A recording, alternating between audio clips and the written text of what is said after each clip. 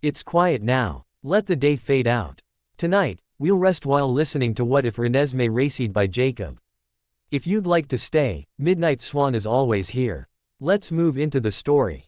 The night, it's what he used to love. While this part of the country is known for the rainy, cloudy skies during the day, it always felt as if Mother Nature was making up for the daytime dreariness by making the night crisp, clear, and beautiful. When the bland day came to an end, that was when the nighttime turned into his drug of choice. His giant snout sniffing the intoxicating nighttime air, as it blew in over the mountain tops and filtered through the giant spruce trees.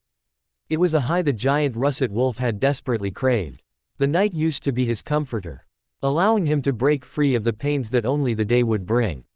But of course that one thing that was his strength, his drug, is shared by what he considered abominations. Those abominations, those freaking bloodsuckers had caused him more pain, more frustration than he ever thought possible. As if they hadn't taken enough from him, now they were going to take a piece of his heart too. He sat at the edge of a cliff, trying to restrain himself from howling, as he glared at the moon. The brightness of the moon, trying with all its might to break through the cloud cover, reminded him of his own fight to break through the cloud of ignorance, the cloud of loneliness. The lone soul perched on all fours, paused thinking about his tribe, his life. Theoretically they were considered shapeshifters, empowered by a spiritual entity to be able to shift into whatever is necessary to protect the humans from the evil out there. Odd he thought that wolves would be the answer to counter vampires. He had a brief glimpse of changing into something more like the crossbreed of an eagle and a lion. Now that would be interesting. A cool breeze interrupted the thoughts of the lone figure, sitting crouched in wolf form, on the edge of the cliff where not months before he saved the one human who he thought was his soulmate, his one. The breeze, strangely enough, caused a slight shiver to explode throughout his body. How odd, he thought, it wasn't like he ever got cold. That was just one of the 108 benefits of his abilities that paid dividends in this part of the country. He would have to think if there were tribes like his in Florida, they would most likely shift into dolphins or sharks maybe. No way could a wolf stand the heat in those places. Once again, a small smile forced its way onto his visage, just as strange to him as what having someone to love you was. The thought of a bunch of dolphins attacking whatever evil force lives in Florida made him laugh inside. But of course the humorous thought quickly evaporated, just like his once unbreakable bond was happening with who he thought was his soulmate. It was the one reason he was alone, atop the mountain cliff. It was a testament to his increased abilities that he could even be alone. Most times his thoughts, heck even his physical existence, was never his and his alone. It was always the pack. Thoughts shared, time shared. Very rarely was there ever alone time. Obviously alphas always had the capability to disconnect. But rarely, especially once shifted, could you be alone. Well, for whatever reason, he was alone now. More alone than he had ever been in his entire life. A slight tinge of pain started to encroach upon his heart as he thought of the one that caused him more pain than any battle with a bloodsucker. Someone who could cause him the most excruciating pain and did so without even a touch. More pain than even his time spent in Canada. A memory came to him then of the events that led to that time in Canada. It started during the fight with the newborns when he was caught off guard trying to help Leah. He remembered the pain as nearly the entire side of his body was broken. That pain was nothing compared to the one in his heart. But it was that moment that a change happened in him. From a physical standpoint, that was the one area that he was blessed in. From even childhood, he was always able to run faster, lift more, fight better than sometimes men twice his age. It was the one aspect of his life where he felt the gods actually did bless him. It was one of the reasons he had mastered phasing so quickly. It was also one of the reasons no one was his equal in wolf form except maybe Sam. But that moment, trying to save Leah, when he lost focus, burnt a hole in him. It would never happen again. So he put all his time and effort into becoming stronger as a human and also as a wolf. When the love of his life broke his heart yet again by deciding to marry Edward and become a vampire. That sealed it for him as he left his home, which he thought at the time was for good. Whether it be through instinct, or a greater force, he was led to the desolate regions of Canada where some nomadic tribes of his people lived. These tribes were more primitive, more wild than most. They primarily lived as wolves, almost completely abandoning their human side. Finding them, running with them, learning from them, taught Jacob how to utilize the full power of the wolf. It made him stronger in every way except one, his heart. That's why he didn't stay. Something kept pulling him back to this area. And while he did his best to fight it, he just couldn't stay away, as if something needed him back here. He thought it might have been Bella, that's why he finally came back to her on her wedding day. But obviously once again that ended up being just a cruel trick of the gods. He never questioned his spirituality, not once since his birth. Being born into the chieftain bloodline of the Quileute tribe, he was taught from a very young age the ancestry and history of his tribe. His faith was unshakable well until now. Damn imprinting, he cursed to himself. The only thing that reassured most in his tribe of the truth of their heritage. For something so final, it was almost 99% of the time welcomed and cherished. Sure, there were complications and even questioning of certain choices. But in the end it always worked out. But now, as he sat alone, crouched on all fours, sniffing the cool night air, he was doing the one thing he never thought possible. He was questioning his faith, his beliefs. He knew he was from a sacred bloodline. He wasn't technically an alpha, but he also was not subservient like others were to the alpha. He would never disrespect or cause issues with the pack. But it was obvious more and more of the pack were looking to him for guidance, especially the younglings. Unfortunately, he just wasn't ready to take on that mantle as the one true alpha. He had to figure out his own demons first, and that didn't seem to be something that would be rectified anytime soon. A bitter taste formed in his powerful mouth, almost the taste of ethyl, as he was brought back to the issue at hand, imprinting. He knew the law, and explaining it to Bella, it made sense. Sure, sometimes there were taboo questions, like when a wolf would imprint on a child. But knowing the law, knowing the spirituality behind it, no one would ever question the intent or the logic of it. Imprinting did not equate to sex. In actuality, imprinting was completely separate than mating. It was more about forming an unbreakable bond with someone, and that bond worked both ways. While it would be naive to think that those of his tribes did not think about, enact, or engage in sexual activities. Those things didn't have as much to do with imprinting, but more to do with nature itself. He sighed thinking about his own sexual activities, which as of now, consisted of exactly one cuddling session. And 2 kisses, one he'd like to forget. Not like he didn't think about sex or mating, especially during his first weeks of transformation, but it's not what consumed him or drove him, unlike others in his pack. Call it what you will, being born of leadership, his spirituality, whatever it was, sex was not on the top of his list. Sure, he thought about it at times, but he wanted so much more. His spirituality drove him to want more, a deeper level of commitment with a mate, a spiritual bond at a level higher than his earthly existence. Something that imprinting would at least provide some direction, some verification for the things he believes. Which brought his thinking back around to his current predicament. As he explained to Bella, imprinting is something the why cannot control, but it doesn't mean you are given a free pass to mate with the individual you imprinted on. It could mean being a protector, a fatherly figure, a best friend, a brother, and yes, of course, it could mean being a mate. He thought for sure after Bella came back from staying with her mom in Arizona that she would be the one he imprinted on. They were close as kids. Her dad, strangely was as much a member of their tribe as Quill or Sam. But the fact Charlie was like an adopted member of their tribe allowed him to spend a whole lot of time with Bella. It is what caused him to feel something for her at a young age. Something that he could never really understand until now exactly what it was. When he got older, and she came back, there were many nights that the anticipation of the imprint happening kept him awake. He swore it would happen at any time. The lone wolf shifted uncomfortably as his next thought made its way into his head. He did a quick scan, making sure he was still alone. He was still alone. The one thing that to this day he didn't quite understand, and was part of the reasoning behind burying it deep down so he wouldn't admit his ignorance, was that as beautiful as he thought Bella was, he never had an overwhelming sexual attraction to her. That didn't mean he didn't want to kiss her, hold her in his arms, feel the warmth of her body, but compared to how much the pack talked about sex, his intentions were nowhere at the level of other members of the packs. His huge wolf body heaved suddenly, where in human form would have been a long, frustrated sigh. In wolf form it looked more like defeat. Sure, he loved her without a doubt, but those warm feelings usually never went below his heart when it came to Bella. There were a few times when he couldn't help but think about it. But if he was completely honest with himself, that was more to reel up the pale leech, Edward. Which was one of the many reasons why he was so extremely frustrated and now angry. He let out all of his frustration and pent-up anger in a loud howl that pierced through the night sky. He couldn't help it as his huge lungs exhaled everything in him. It shocked him the strength and volume he produced. Bella Swan, why couldn't he just quit her? If he wasn't going to imprint on her, then how could the heavens explain the bond he felt with her? There was something about her that just would not let him move on even when it was obvious they would never be anything more than just friends.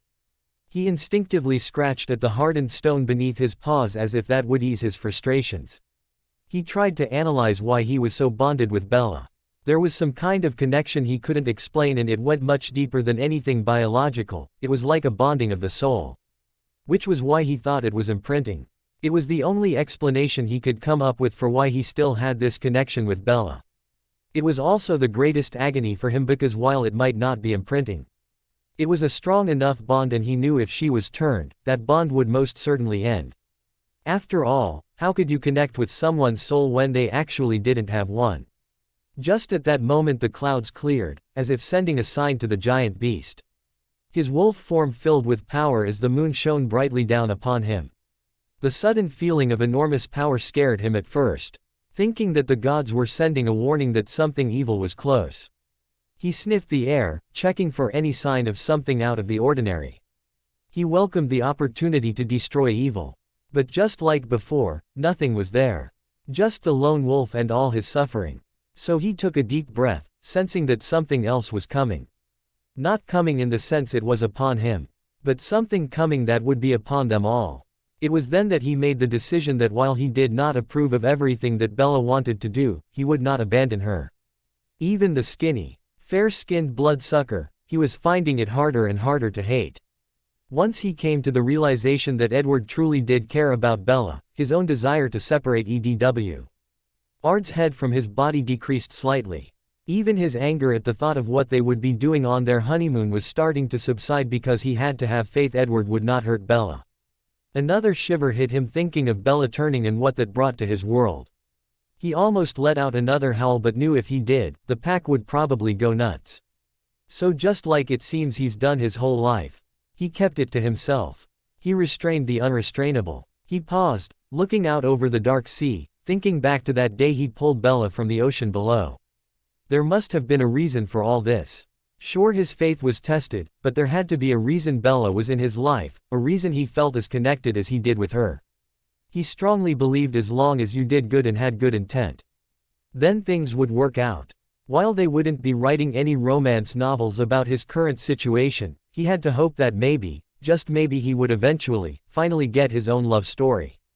So much had happened since that lonely night of reflection upon the cliff right after saying goodbye to Bella. A night Jacob had finally thought gave him the strength and direction to carry on. Well, that was all a big pile of steaming crap. He sat hunched over right outside the Cullens' home.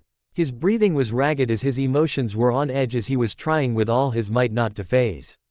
Everything he did for Bella, everything he wanted for her, never once did she think of his feelings. Now the thing that killed her, the thing he had practically begged her to get rid of so she would be safe, was bundled in warmth and safety, and Bella was dead. It was that loss that fueled his rage. His true power flowed uncontrollably through his body, and he knew without a doubt, no one could stand up to him. Not even the Alpha could beat him now, remembering just a few days ago standing up to Sam. All he wanted was for his reason for living, his Bella, to be safe. But now she was gone. His rage continued to build as he thought of that monstrosity that killed Bella. All he could think about was the vileness, the grotesque face of the beast that destroyed everything. Eason left him as he knew what he had to do. Jacob was beyond reason now, he was going to end the evil beast for good. He never paused, not once caring about the bloodsuckers he would have to face. One of them knew the extent of his power now. His awakening, after the confrontation with Sam and the pack, unleashing a power even he didn't know he had. The training in Canada proved to be the best thing for him because what he had to endure over there allowed the true Alpha to be born. He had a brief moment of reflection, thinking back to the stories his grandfather told him about a great Ute warrior that would one day lead the tribe against the great forces of darkness, a chosen one. He almost laughed thinking about how wrong he was to even remotely entertain the possibility that the one could have been him. Great things like that just didn't happen to Jacob, and especially now, after what he planned to do. He quickly entered the house, the smell of the vampires filling his nostrils, feeding his rage. He walked through the hall, silent as his human form allowed, focusing in on the blonde vampire who must have been holding the abomination. Jacob paused for only a moment, his inner soul trying to warn him about something. He fought it down, knowing that as much of jerk Blondie was to him, he did not want to rip her to shreds. But if it came to it, he would do everything removing her head from her body just to destroy the beast in her arms. As the smell continued to invade his senses, he felt his body vibrating as almost a defense mechanism. It was as if his body knew that in human form, Jacob could never live with himself, destroying any type of innocent life, regardless the threat it might be to humans. As a powerful wolf, however, it could almost be explained away. Jacob knew though that he was not going to take the easy way out. He had to do this of his own accord, hopefully gaining satisfaction from ridding the world of one more bloodsucker, the one that killed Bella. He entered the room and the blonde leech did not even sense him.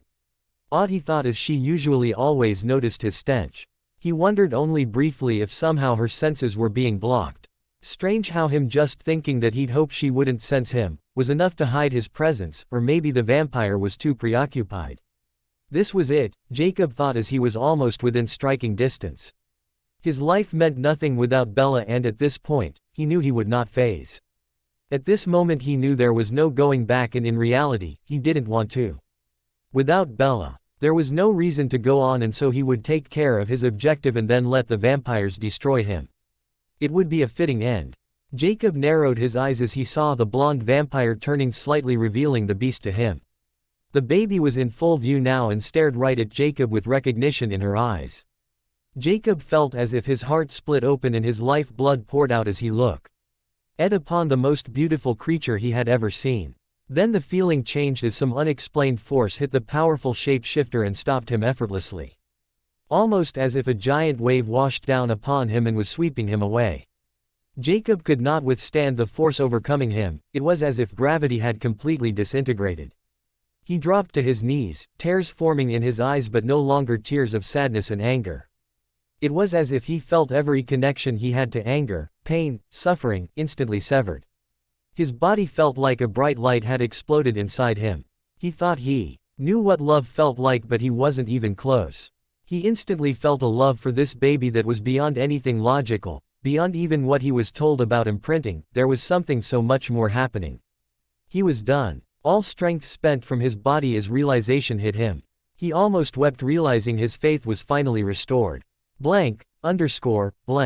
Breaking Dawn Part 2. Couple days after Renesmee born. Cullen's house. It had only been a couple days since the night of the imprinting. Jacob was holding baby Nessie in his arms, speaking to her father but not ONCE, lifting his gaze from his precious bundle.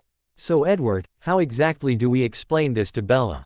Edward looked at his one-time foe, heck, his one and only competition for both his girls. His emotions were having a conflict of their own. On one hand, he was finally able to relax around Jacob, knowing that the reason for his connection with Bella was because of Renesmee. On the other, trying to explain the imprinting of their daughter to Bella was something he was not looking forward to, especially in her heightened state being a newborn. Edward recalled the night the imprinting happened. His anger engulfing him at first as the moment he realized Jacob imprinted, he broke the wolf's arm as he launched Jacob across the room. It was after that incident, when Jacob saved them from Sam and his pack, that he truly understood what Jacob intended.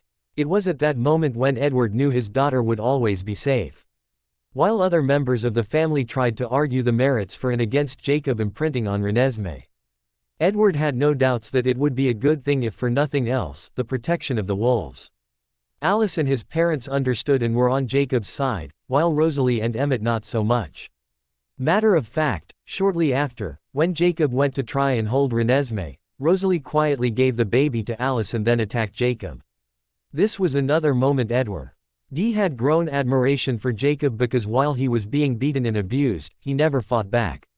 Edward read his mind and he knew that if Jacob wanted to, he could shift and easily defeat Rosalie. But Jacob would not phase because his own life meant nothing to him if there was a chance Renesmee could get hurt, physically or emotionally. It was also in that moment, while Rosalie was attacking Jacob, that Renesmee had screamed out in what sounded like a cry of severe pain. It was not just a cry out that she was hungry or needed changing, this was a scream for something else. When Edward read her thoughts, he quickly stepped in because what he found in his child's mind was something he could never tell Rosalie and chance breaking his sister's heart. Renesmee would not stop screaming until Jacob held her and then of course she instantly went quiet, snuggling safely in his massive arms. It was after that moment, and the moment after the imprint that Edward knew without a doubt that Jacob was ultimately one of the best choices to protect Renesmee for the rest of her life. Edward turned to his daughter's protector. "You'll just have to be patient with Bella. Remember, she is a newborn. And while I know you can protect yourself, please try to use restraint as you've done these past few days." Jacob couldn't help but swallow the lump in his throat. This was something he was so not looking forward to. Blank. Okay, even after all the warnings, and playing it over and over in his mind, Jacob had to go and open his big mouth when Bella was holding her daughter.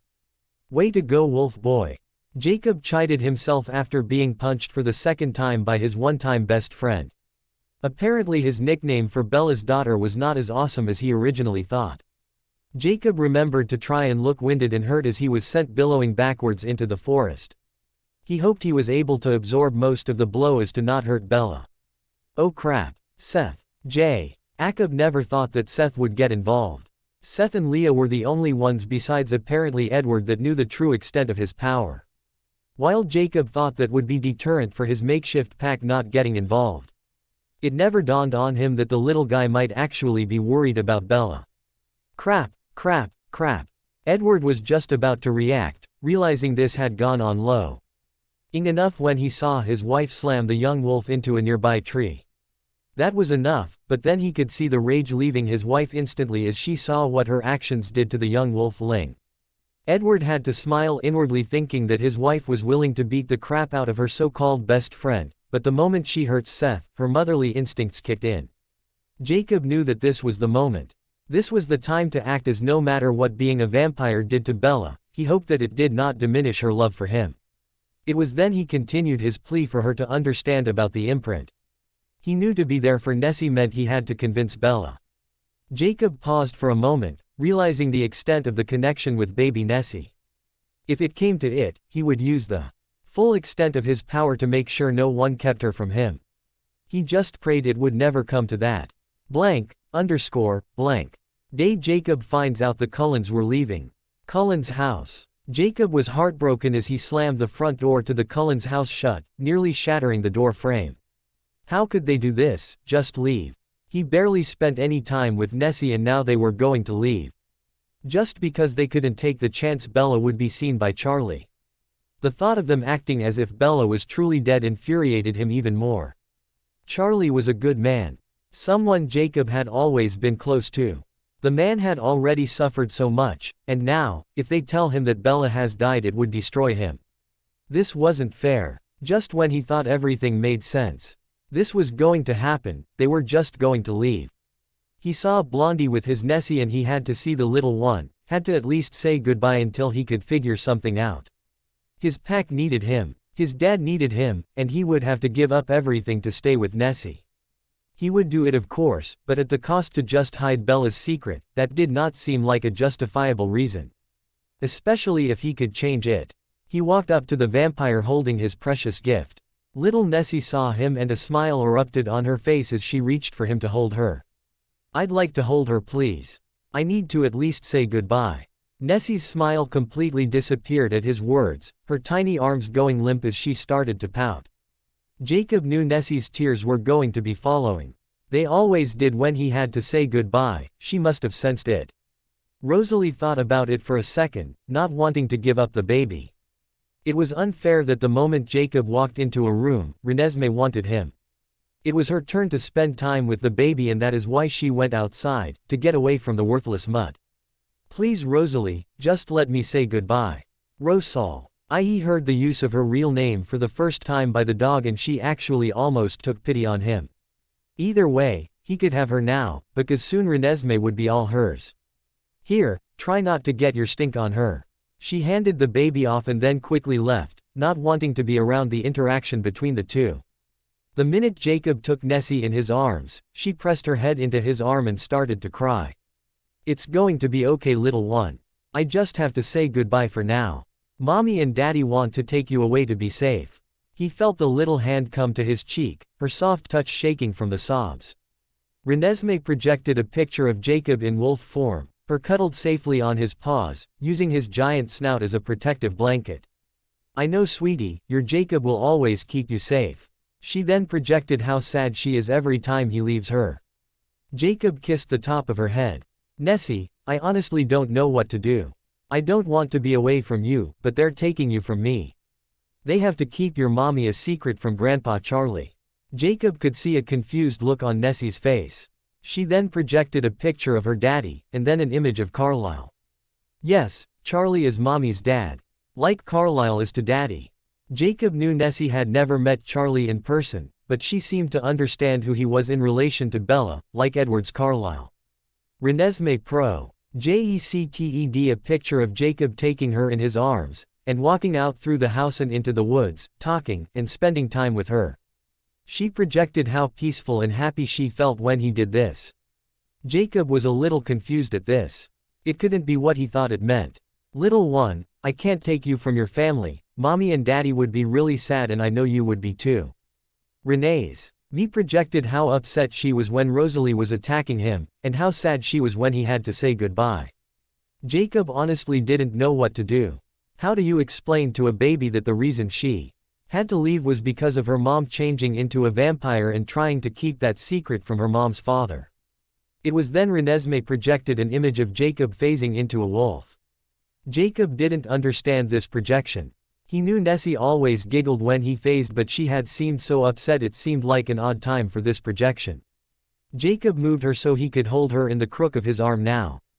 Wanting to see her face a little better, he wiped the tears from her eyes as she now looked like she had determination in them. I don't understand, little one. We can't let Grandpa Charlie know Mommy is alive. It would be too hard to explain her change. She projected him phasing again along with a picture of her mommy, the look on her face almost begging him to understand.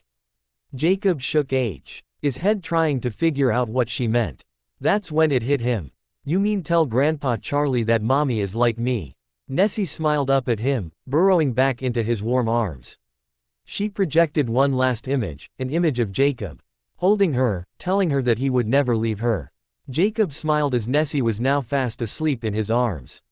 He was never that great at reading people, he didn't have to look farther than the mother of the little one he held in his arms to prove that point.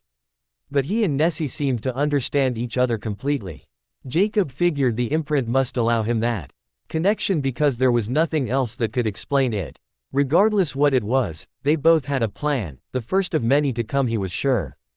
Jacob couldn't believe his own eyes as he looked at Nessie now.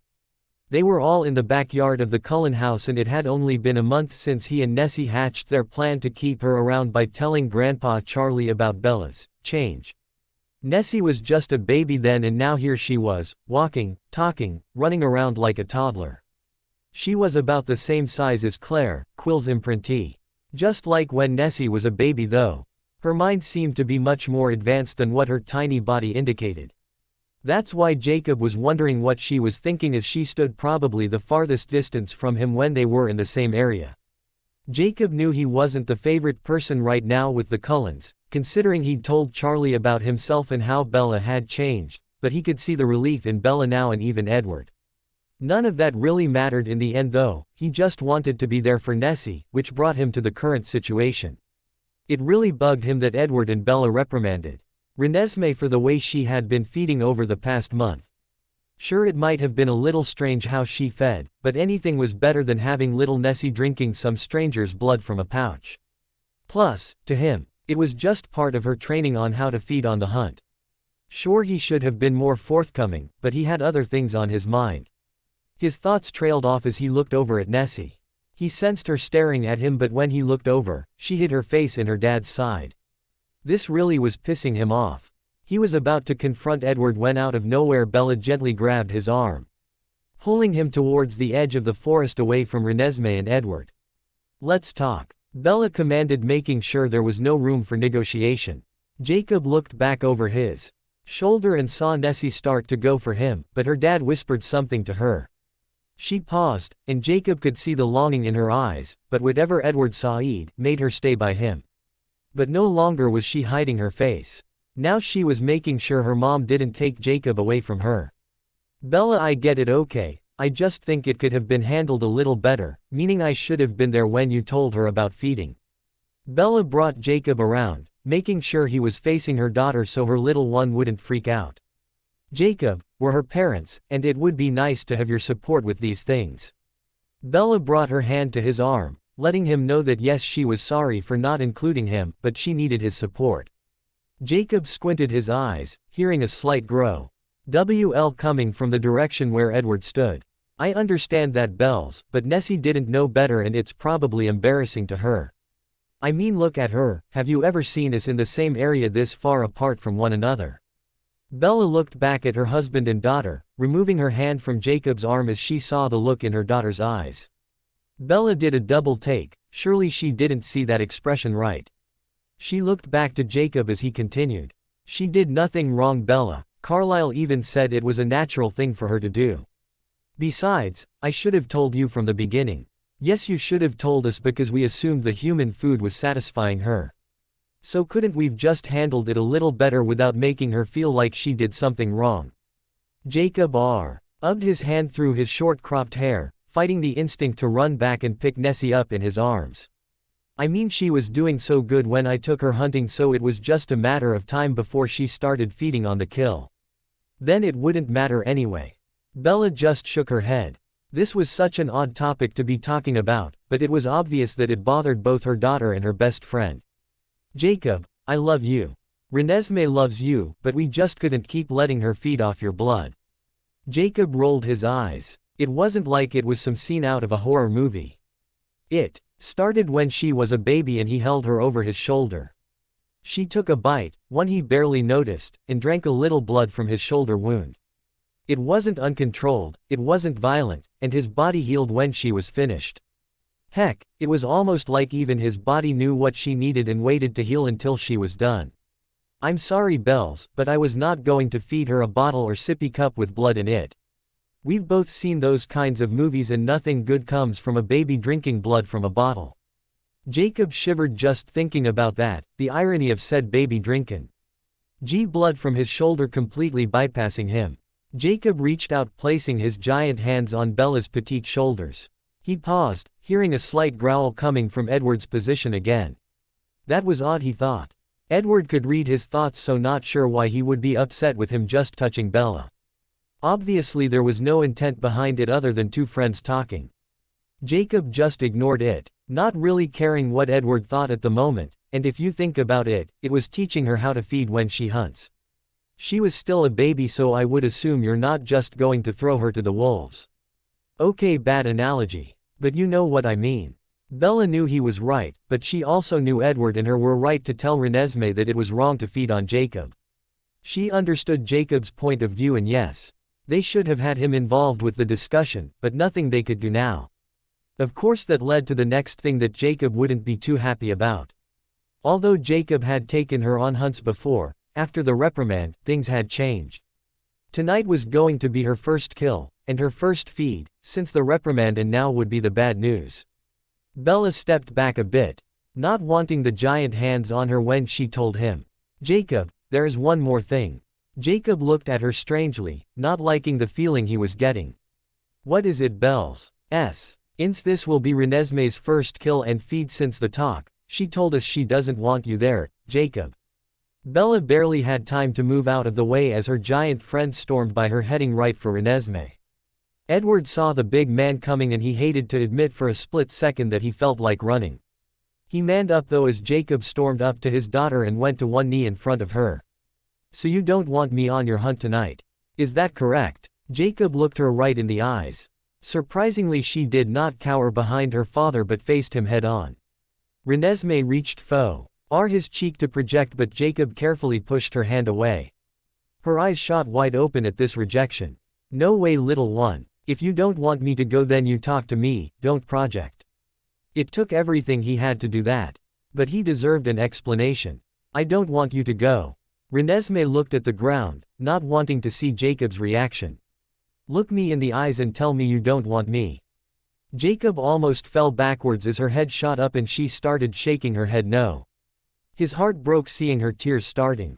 "Stop, please stop. I didn't say I don't want you." Renesmee was starting to tremble as she tried to reach her shaking hands to him. "Please, Jacob." Jacob could see her starting to freak out. Regardless of the hurt he felt for her not wanting him to go on the hunt, he couldn't let her break down like this. "Please don't leave me." Renesmee was trying to breathe, the thought of upsetting her Jacob which might make him leave causing her to get upset. She had never felt this terrified before. Jacob brought her into his arms, hugging her close. Hey there. I'm not leaving you, sweetie. I'm just hurt that you don't want me to go with you on the hunt. I thought we were a team." After clinging to her Jacob as if her life depended on it, and hearing his words that he wouldn't leave her, Renesmee finally was able to calm down enough to speak. With a shaking voice, Renesmee asked, "Can I show you?" Renesmee pleaded with Jacob to let her show him. She just wasn't good with words, especially now feeling the way she did. It was scaring her how strong this emotion was at T. He thought of her Jacob thinking she didn't want him. Jacob sighed, kissing her on the top of her head. "Okay, show me." Renesmee tentatively touched his cheek, praying that he wouldn't push her away again. When he didn't, she calmed down enough to project her feelings to him. Renesmee showed how bad she felt about the way she fed on his shoulder as a baby. She then showed him raw visions of the way her family looked when feeding. She then showed him images of the two of them playing together, running together, and sitting in their favorite spot just being normal. She then showed her feelings on what she thought Jacob would think of her feeding on an animal, remembering the reprimand of her mom and dad. Jacob hugged her tighter as the projection ended. His little one did not want him to see her feeding like a vampire. She wanted him to look at her as his Nessie. Jacob really wanted to strangle Edward and Bella right now. This is the exact reason he wanted to handle this. He looked up to find Edward, who was now standing a distance away with Bella. Jacob controlled his anger as he gently lifted Nessie back so he could look at her. He felt her tense, thinking he was pushing her away. "First, little one, you'll always, and I mean always, be my Nessie. Second, you have to know you did nothing wrong. Do you understand?" Renesmee lifted her hand again, projecting her feeding on his blood. Jacob shook his head no. There was nothing wrong with that, okay. Yes, it's not how you should feed now, but honey, you didn't know better then. It was my fault for letting you, and I should have handled it differently. Renesmee shook her head back and forth no, her bronze curls bouncing with the motion, not wanting Jacob to think it was his fault. Jacob knew this was a tough situation. He could probably spend the next year trying to teach her the rights and wrongs of all the crazy things in their little world. But that wouldn't do any good now. She just had to learn these things, and Jacob needed to realize that it was his responsibility to help her understand. It definitely wasn't his place to tell her how to feel. If she felt like she did not want him to see her feed, then he would honor that, acting sure she knew that he didn't think any less of her for feeding. "Listen, princess. I don't want you to ever think that what you feel is wrong. They're your feelings and you have every right to feel them. Yes, there will be times when we shouldn't act on our feelings, or do something maybe to change how we feel, but that's just part of growing up. Doesn't mean we're right or wrong, we just need to learn from them and move on." He gave her another hug. "If you feel you don't want me to see you feed, then I will honor that, but trust me, Nessie, seeing you feed will not make me love you any less. It's impossible not to love you with all my heart." He paused to smile, hoping that she would be okay. "And why is it impossible for me not to love you with all my heart?" Renesmee shyly reached her hand back up to his cheek. She cautiously projected the memory of his voice while she was in the womb and how that made her feel. She projected a picture of him holding her in his arms as they hatched the plan to keep her with him.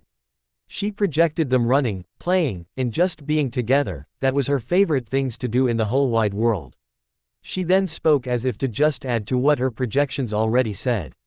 Because I'm Jake's girl. Darn right you are. Now go make me proud. Jacob reluctantly let her go, both of them pausing as if the disconnect was actually worth it or not. Love you, Jake. Renesmee gave him a quick kiss on the cheek and then ran to be with her parents. Jacob waited till the family was gone before he went near the lake to find Leah and Seth. They must have sensed him because they were waiting for him. You two understand what to do. Jacob commanded them with an authority that was not to be questioned. Seth and Leah both bowed their heads in understanding. Leah walk. D up to Jacob, putting a hand on his shoulder. We will protect her with our lives. She then phased in her and Seth took off to follow their alpha's apprentice.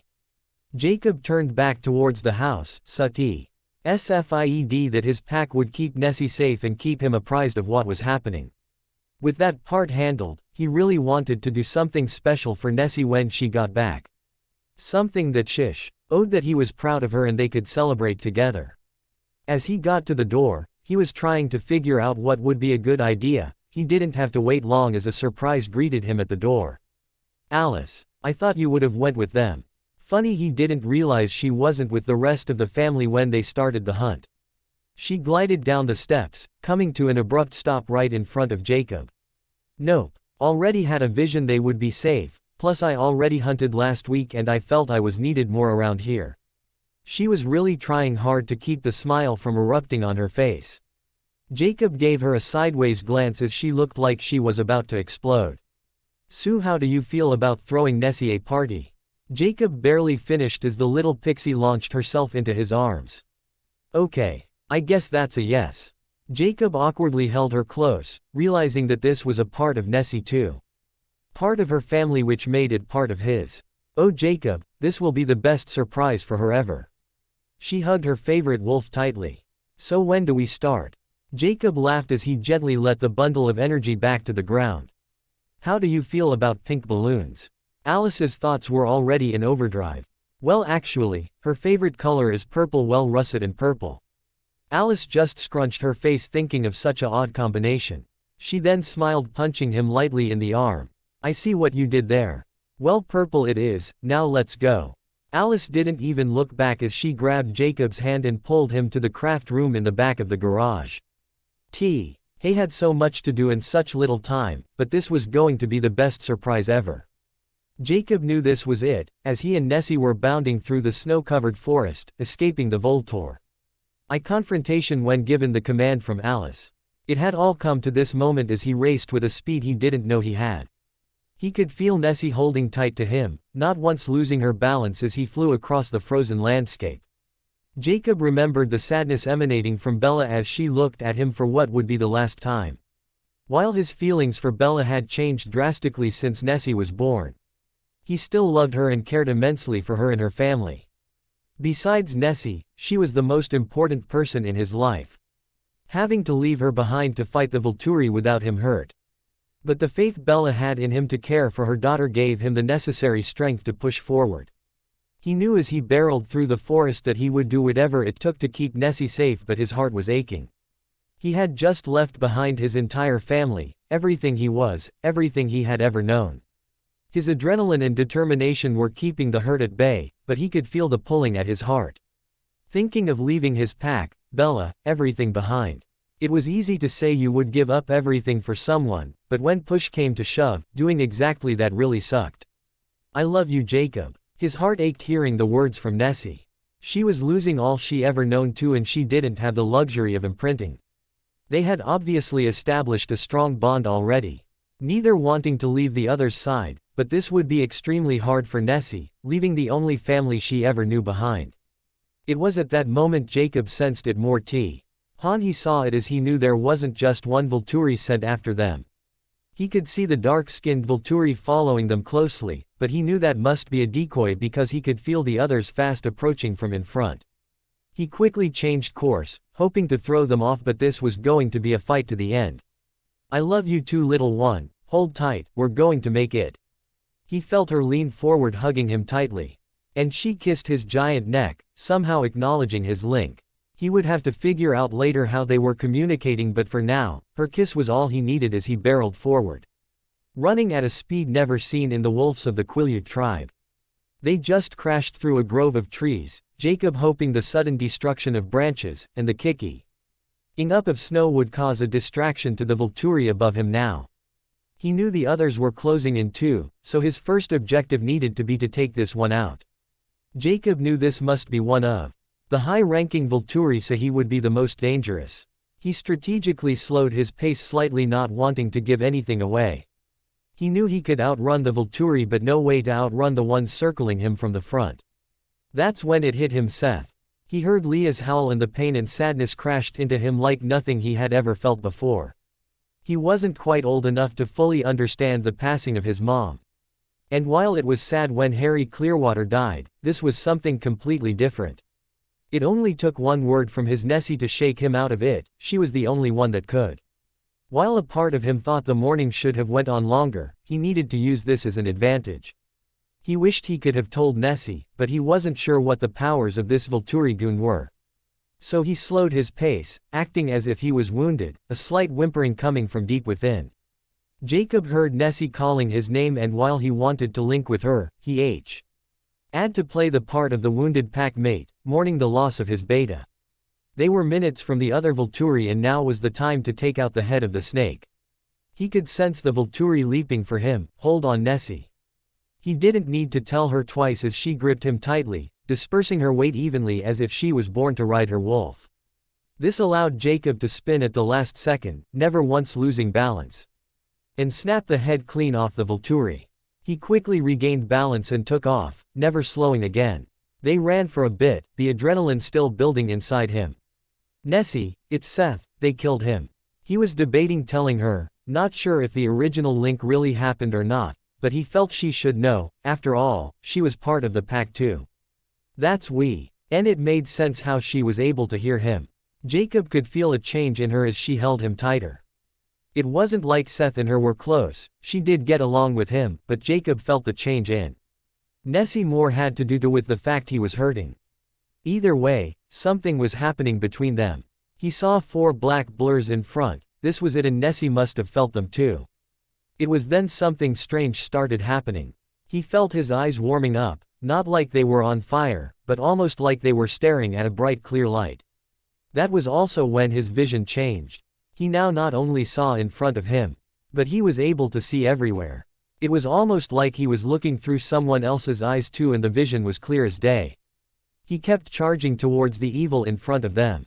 This was it. They were either going to survive this or they would die trying. It was going to be close.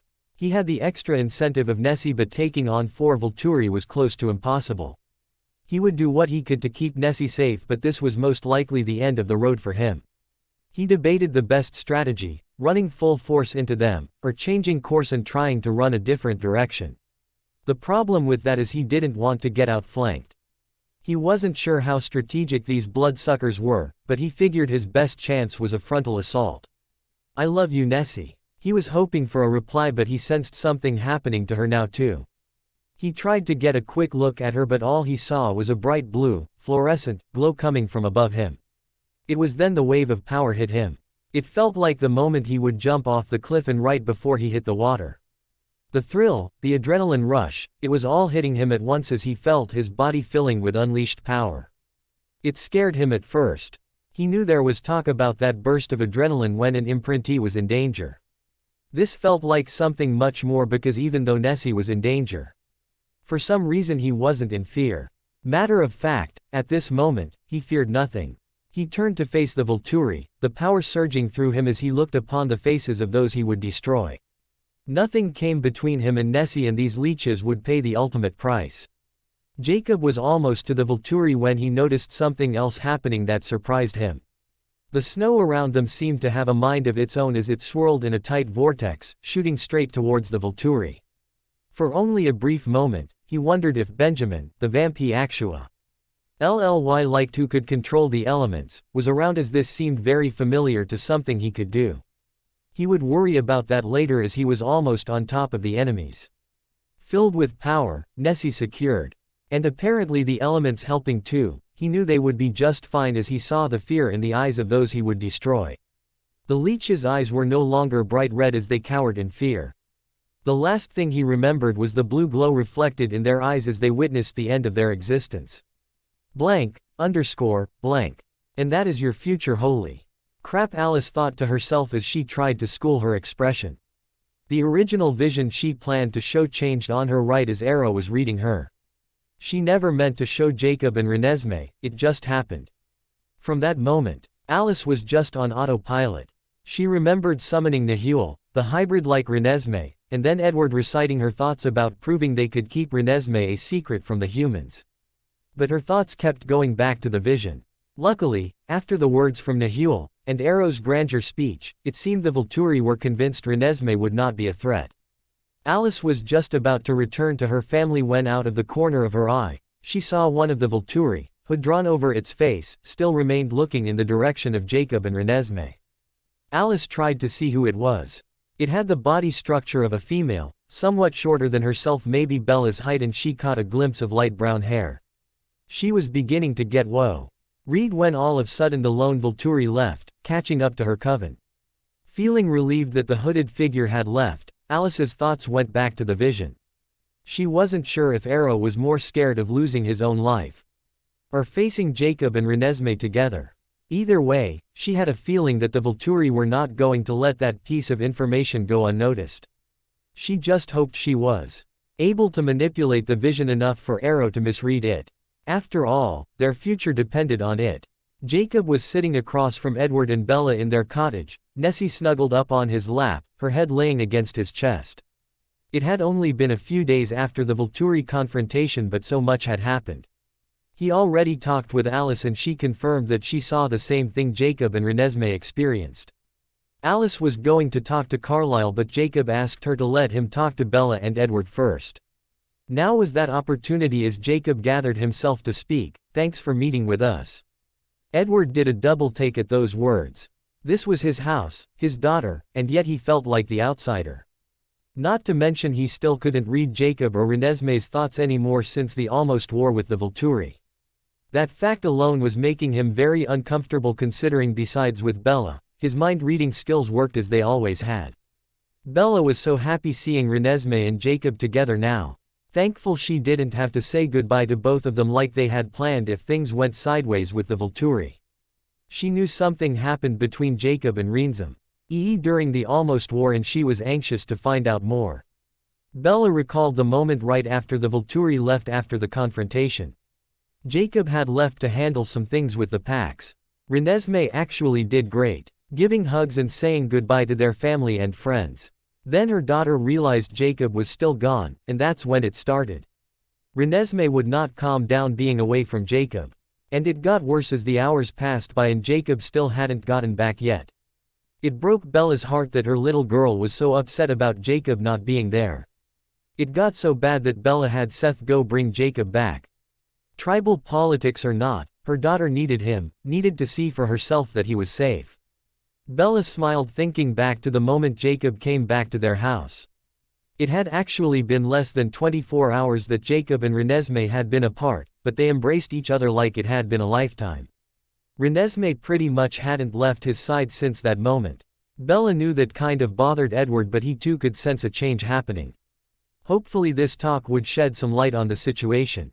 Jacob looked over at Bella and Edward, and then whispered to Nessie, asking if she was ready. The bouncing of her long bronze curls against his chest told him she was. So I'm sure you guys have probably noticed something different between Nessie and I. Yako. B saw the acknowledgement from Edward and Bella, so he continued. Well, something happened during the Volturi confrontation and Nessie and I aren't quite sure how to explain it. Bella and Edward gave a quick look at each other, both knowing that their suspicions were right. After the Volturi left, I needed to consult with my pops to see if he could explain what happened. He gave me a vague explanation about a tribal prophecy, but said for now to keep things quiet. Jacob felt Nessie touch his cheek, projecting to him how sad she was when he left to go speak with Papa Black without her. I know, little one, I shouldn't have left without you, but I needed to think clearly and try to get some answers. Another projection. I promise I won't leave you like that again. And one more. Love you too, Ness. Edward coughed slightly, letting the two know that there were others in the room. Sorry. Jacob looked to Edward, hoping he would accept his apology. Once he saw Edward acknowledge, he continued. It'd be easier if we just showed you what Nessie and I experienced. It was then Jacob patted Nessie on the leg, giving her the okay to tell her parents. He smiled thinking about how adamant she was about not telling anyone since Papa Black said not to, but Jacob told her they shouldn't keep anything from her parents. Renesmee hesitantly got off Jacob's lap, pausing momentarily, judging if loss in contact with him was something she wanted to do. She gathered strength after seeing her Jacob nod his head. She then went to her parents and placed a hand on each of their cheeks and projected the events of what her and Jacob experienced. What in the Bella? Edward stopped her, still himself trying to understand what they just witnessed. How did this happen, Jacob? Bella was trying to process exactly which part she needed clarification on. The part about how they lived, Alice's vision, or how the heck they both had blue glowing eyes. Honestly, I've no idea. Nessie thinks it might have something to do with her evolving abilities. At least the vision part. Jacob took a deep breath. As far as the glow and the abilities we both have, still figuring those out. Bella was still shaken, seeing the raw power that both Jacob and Renesmee had shown. She had never seen anyone handle the Volturi like that. She was amazed how they could move like that, almost as if they were one, each feeding off the other's power. Even though obviously it didn't really happen, or did it? Jacob picked up Nessie as she hurried back into his lap, where she cuddled into her favorite spot, his shoulder. Either way, whether it was real, a vision, some cosmic event, something between Nessie and I changed. Ya think? Bella interjected, still trying to understand what they just witnessed. We've linked. Edward shot up out of his seat. His anger quickly growing, as he completely misunderstood the term. He caught himself before he said something to Jacob as he saw the look in his daughter's eyes, which were now turned directly at him. Calm down, Ed, I said. Linked. Jacob just rolled his eyes, while Edward seemed to realize his mistake and sat back down. The link, Jacob made sure to overemphasize the correct pronunciation, goes beyond the imprint. This is something more. It's similar to how alphas communicate. This is a link between Nessie and I. Wanting to bring some calm back and feeling Nessie snuggle back into his arms. He thought it would be nice to hopefully bring some laughter. Nessie and I tried out this link on Seth and Leah. We made jokes about them without saying anything out loud. Jacob, hoping to continue to diffuse the tension in the air, made a overdramatic effort as he leaned closer to Edward and Bella. And might I add, your daughter can come up with some doozies. This say, Emed to make Renesmee relax as Jacob felt her hand to his cheek again. Nessie projected how happy that made her feel. So you two have some kind of imprint frequency. Edward felt like a fool for his actions earlier. He knew better than to question Jacob, at least now. I guess you could say that. Also, Jacob put his finger up, indicating there was one more thing. When Nessie and I are together, there is a shield that comes up. I'm sure you've already noticed that you can't read our thoughts anymore. Are you saying Renesmee has the ability to shield like I do? Bella couldn't help the feeling of pride overcoming her. Well, yes and no. First, remember this is all kind of new, so even though Leah and Seth have been our guinea pigs, we're still not sure how everything works. With that said, however, we think it's actually an ability where together, we have a shield. Jacob hugged Nessie closer, linking with her. Yeah, together we're awesome. Edward was a little frustrated that he now couldn't read the thoughts of his girls and Jacob. But maybe that wasn't a bad thing. He had a brief non-Alice type vision of him being some overbearing dad who did nothing but growl and complain every time Jacob and Renesmee were together. No, this could be a good thing for his relationship with his daughter for the future. As far as the other abilities, they would have to tread very carefully moving forward. So where do we go from here? Bella asked, concerned about the future. If the Volturi knew their power, that could make them both targets. First, we need to keep this to as few people as possible. Secondly, after talking with Alice, she believes the vision was ambiguous enough where they might not think the power is linked to Nessie, but more to me.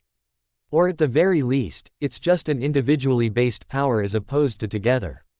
But how is that good? Won't they just want Renesmee? I don't think so. Even so, they already want Alice and Edward, and haven't acted. They're still held by certain rules. Especially after seeing what we're willing to fight for. Edward recalled reading some of the thoughts of the Volturi members after Irina was killed at the confrontation. There were actually a few Volturi who were upset with how Arrow handled things. This could definitely help them out now. But what if they feel Renesmee has the power to control the wolves? Asked a concerned Bella. Well, she already has that power. At least for one of the wolves. Jacob gave Nessie a playful smirk as he felt her giggle. She placed her hand to his cheek to project how much she loved her wolf. Love you too, little one. Bella was a little frustrated with Jacob's nonchalant attitude. That's not funny, Jacob. The Volturi have wanted a way to control the wolves. This might just be what they were looking for. Well, that dampened the mood a bit. Alice doesn't think that's the case, but we'll need to take precautions. Alice said Jasper did mention to her that he felt something he'd never felt before in that creepy laughing vamp guy. It was fear. Edward decided to interject what he had told Carlisle concerning the mood of the Volturi that objected to the way Arrow handled the whole confrontation.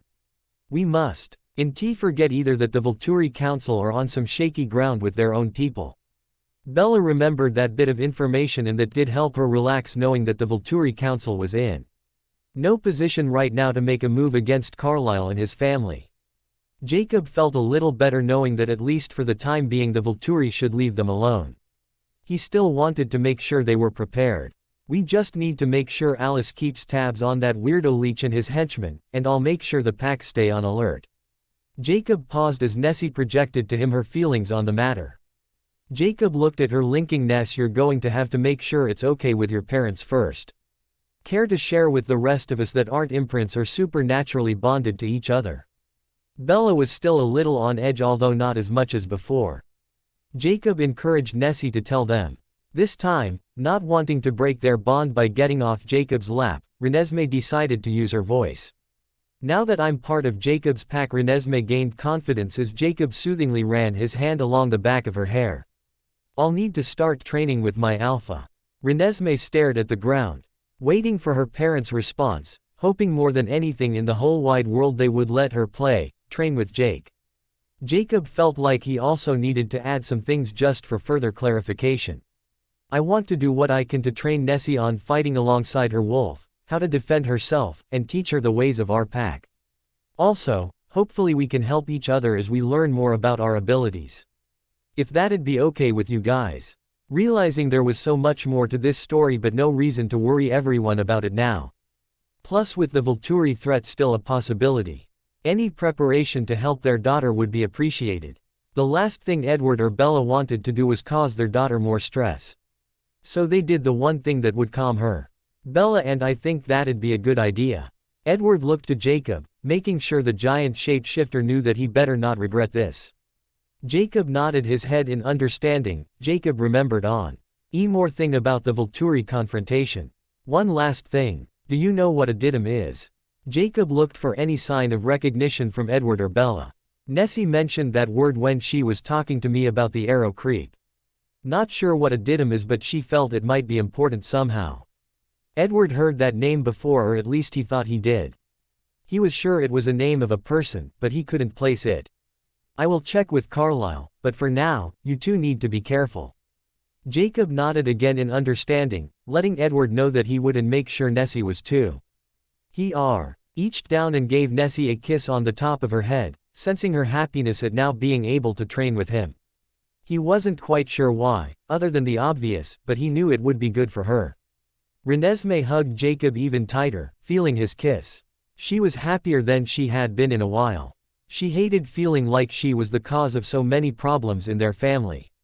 She knew the pain and sadness that was caused because of her. But she also knew the love for her. She knew her family loved her, and she knew her Jacob loved her. And now, she wouldn't have to worry so much knowing at her alpha would not only protect her but teach her how to protect herself. Also, it meant more time with her Jake. Renesmee snuggled back into her wolf as she lifted her hand to his cheek, pouring out her emotions to him and how much it meant to her to be part of his pack. Jacob linked, yeah, we're going to be okay, Nessie. Together, we'll always be okay. Blank. Jacob knew Nessie was sound asleep by now. Bella was staying with her after their talk. Of course she didn't go to sleep unless Jacob promised to be nearby. He wasn't going anywhere.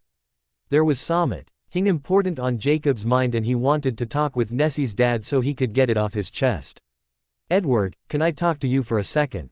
Edward was tempted to read Jacob's mind, thinking that since Renesmee was asleep, he should be able to, but he didn't. He knew Jacob's tells, and this was something deep. "Sure, what's on your mind?" Jacob gave him a quizzical look. "You mean you don't know already?" Edward just shook his head no.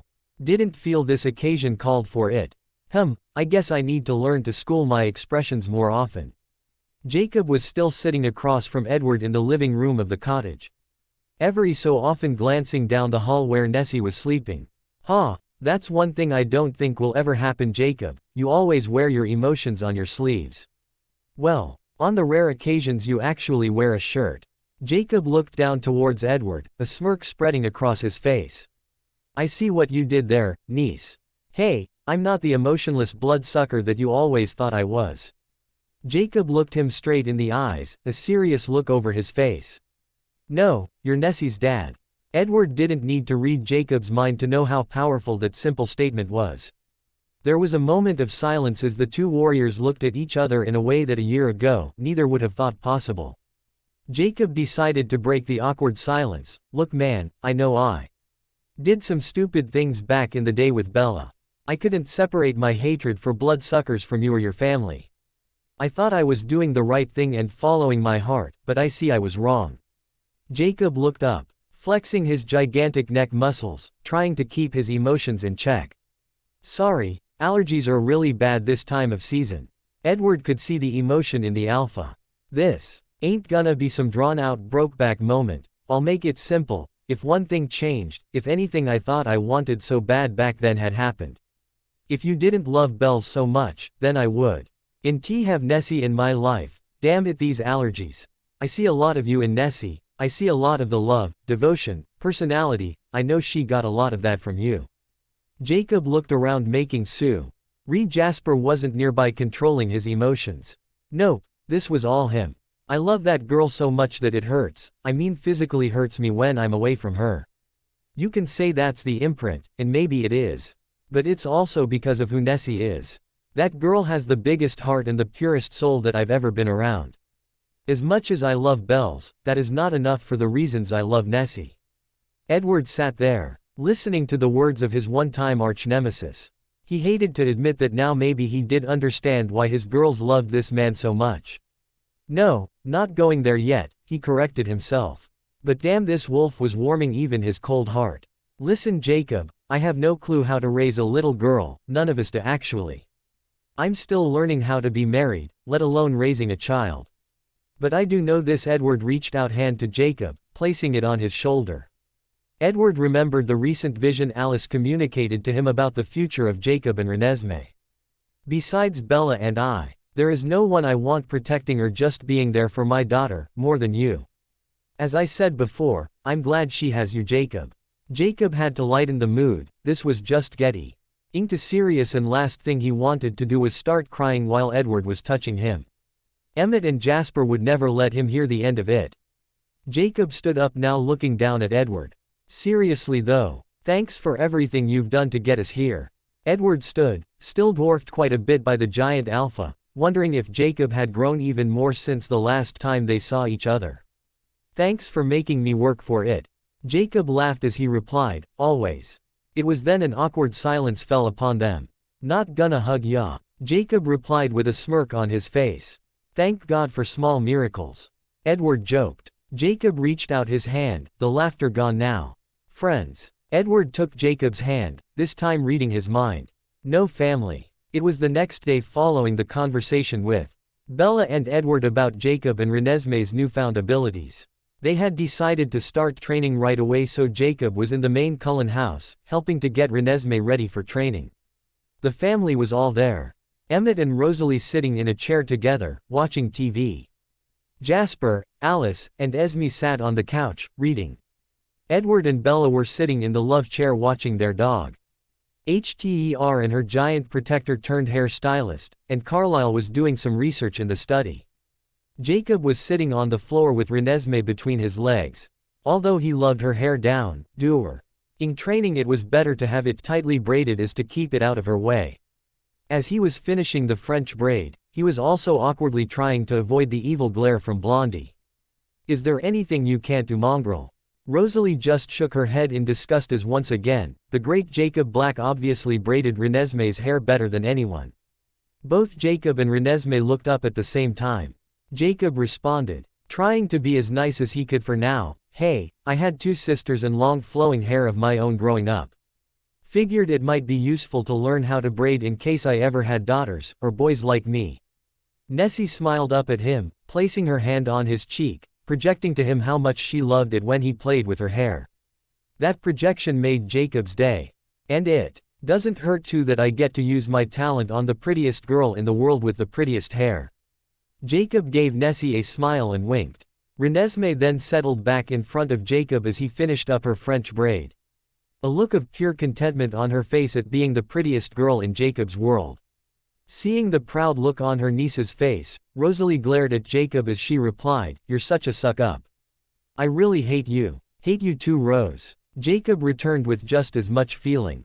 Renesmee froze as she knew what her Jacob was going to say next. "You know, Rose, I would be more than happy to braid your hair since you are obviously quite impressed with my skills," Jacob said with a deadpan look towards Rosalie. An alarmingly loud growl came from deep in Rosalie's chest. Emmett had to control his laugh, as he placed a loving hand on his wife to hopefully calm her down. Jacob and Renesmee both sprang to their feet, being in perfect sync. "That's my cue to begin training this awesome warrior that just joined my pack." Jacob nudged Nessie as he stood wrapping his large hand in hers as she smiled proudly up at him. "We're just going to be down near the river and should be done in about an hour." Jacob looked to Edward and Bella to make sure everything was cool and seeing their approving nod, decided to head out. Jacob just couldn't help himself as he stopped at the door turning to Rose. "Hey Blondie." Jacob felt a slight squeeze of his hand from Nessie, no doubt warning him to stop. He ignored the warning, "If you ever want to learn how to really fight, you know, from the strongest wolf in all the land, I'd be more than happy to show you a few things." Jacob ducked just as Rose's shoe came flying past his head, the heel embedding securely into the side wall. "I guess that's a no." Jacob winked down at Nessie, who was shaking her head as she pulled him out the door into safety before something really bad happened. Jacob and Renesmee walked hand in hand down to the edge of the lake. Jacob had already planned to include Leah and Seth in future training, but figured for the first time, he wanted it to be just he and Nessie. Once at the edge of the river bank, Jacob went to one knee and brought Nessie in front of him. He smiled at her all-black outfit. Alice wasn't too thrilled with it, but Jacob told the pixie that he wanted Nessie to be able to move without interference and something that wouldn't ruin if it got wet. So here his little one stood in black leggings and tight black Russell athletic long-sleeve shirt. This should work, he thought as he wasn't planning on holding back with her training. Jacob knew Nessie's competitive side pretty much only rivaled his, so he would use that to his advantage. Even so, he wanted to make sure she understood what was happening. He smiled seeing Nessie's full attention on him. "Hey little one, I want you to remember what we talked about when it comes to training. Do you remember?" Renesmee shook her head up and down. "Yes. You're my alpha during training, not my Jake." Renesmee paused, not sure she liked the feeling it gave her to think that. Jake explained it to her, but it was still tough to not have her Jake all the time. "What else, sweetie?" Jacob lifted her chin a little, realizing her reluctance on not referring to him as Jake or Jacob during training. "I have to listen to you and not complain." Renesmee almost posed it as a question. "And I cannot get upset no matter what. You understand why it's important to listen to me." Renesmee instinctively moved a little closer to Jacob, realizing in a few minutes, when training starts, she will not be able to attach herself to him. "It's because you love me a whole lot and want to make sure I'm the best I can be." Renesmee looked to Jacob for approval. Jacob knew she was a little hesitant with the disconnecting concept, but he needed to make sure there were no distractions. Having no idea what the Volturi intended, he needed to make sure he did everything he could to prepare Nessie. Didn't mean he still couldn't remind her of what her reward would be. "And if you do a good job, what have I promised?" Renesmee started bouncing with excitement, remembering what Jacob promised her after training. "That you have to play with me, no matter what I want to do, for 2 whole hours." Renesmee was already planning her next fashion show, having Jacob participating this time. Yako. B overdramatically brushed the back of his hand over his forehead. In reality, the reward was pretty much every hour of every day for him, but she didn't seem to make the connection. Boy, I sure hope I don't regret that. I'm kind of hoping maybe you don't do well during training. Renesmee furrowed her brow, a fierce determination coming over her as she gave Jacob the evil look. Jacob lifted both hands up in mock surrender. I give. Geez, if looks could kill was part of your training, you would have already aced it. Bring it on, fur ball. Renesmee uncharacteristically challenged him, doing her best Rosalie impression. Before Renesmee knew what was happening, Jacob gripped her tightly around the waist and threw her high in the air behind him right over the middle of the river. Hope you know how to swim. Jacob joked as he jumped in the lake to the spot where Nessie floated down into the somewhat rough waters below. The surprise on her face was priceless, but Jacob knew this was just the start of what would soon be more intense training. Nessie glared at Jacob for almost a whole 5 seconds, as she was now soaked to the bone in the chilly waters. Jacob could see in her eyes that she was already planning retribution. He had to seriously consider whether that little, throwing Nessie in the river, stunt was really worth it. Either way, it was a good opportunity to start the training. They started with something Jacob had a feeling Nessie would not like, but she actually ended up really getting into it. He made sure, even with the strong current, that Nessie was able to stay above water. Luckily they found the perfect spot where it was only about thigh deep on her little body. Jacob had placed a bunch of small-sized boulders around the area where she stood, not too big, but ones that would hopefully be proportionate to her lifting capability. He then went and stood about 10 yards in front of her. Jacob instructed Renesmee to turn, bend down using her legs, pick up the boulder, twist, and throw it as far as she could toward him. Obviously there were some that she had problems throwing, but his purpose was for her to get the motion down of pulling up, twisting, and throwing the rock. It surprised him at her endurance, but she obviously loved making the huge splashes that soaked him when a boulder landed near him. He had to admit, he was a little surprised at her strength. He knew she gained abilities from being half vampire, but the levels of those abilities was what he wanted to find out. Obviously strength was one where she excelled. Jacob was so proud of how she soldiered through the boulder training. Okay Renesmee, very nice job with the rocks. Now go bring me the rope from the garage. Jacob saw her struggle a little bit getting out of the lake, the current pounding her pretty good. She made it though, without his help, but as she started walking towards the garage, he had to reprimand her a bit. Hey, no one said you could walk. Hustle it up. Jacob tried to school his expression as Nessie turned and looked questionably at him, like she couldn't believe he just said that. Jacob motioned his head to hurry up, and with only a brief hesitation, she took off running. The sound of her wet shoes squishing panged his heart a little, making him want to help and dry her off. He had to be strong though, no coddling during training. He made his way out of the river and waited for her on the bank. Once again, it surprised him how quickly she returned, the thick, sturdy rope securely in her hands as she handed it to him, not daring to drop it at his feet. Jacob wrapped one end of the rope securely around his waist, having her grab the other end. He then had her step about 4 feet away from him, bringing the rope taut. Okay, I want you to try and pull me to you. If you can move me, I will give you a big hug. Jacob barely registered what happened as he was pulled right to Nessie. She instantly hugged him close, burying her wet hair into his stomach. Jacob couldn't help but laugh. Maybe just a little fun didn't hurt. Okay, this time, wait until I say go. Jacob reluctantly broke the hug and went back into position, making sure to secure himself. Once satisfied, he nodded to Nessie to try and pull him. He was actually surprised that he had to give a little bit of effort to securely stand in place. Obviously his little one really wanted a hug. That's it. Pull as hard as you can. Renesmee dug her feet into the ground, pulling as if her life depended on it. She was pulling so hard her hands began to hurt, but it didn't matter, she was not going to stop until she could hug her Jacob again. Jacob could see her getting frustrated, but she was doing so good. You're doing great Renesmee. Now switch arms and pull like you mean it. I will. Hate to miss play time just because you didn't feel like pulling. Jacob had to shut his mouth to concentrate on standing his ground. Damn, his girl was determined. The training so far had been a huge success.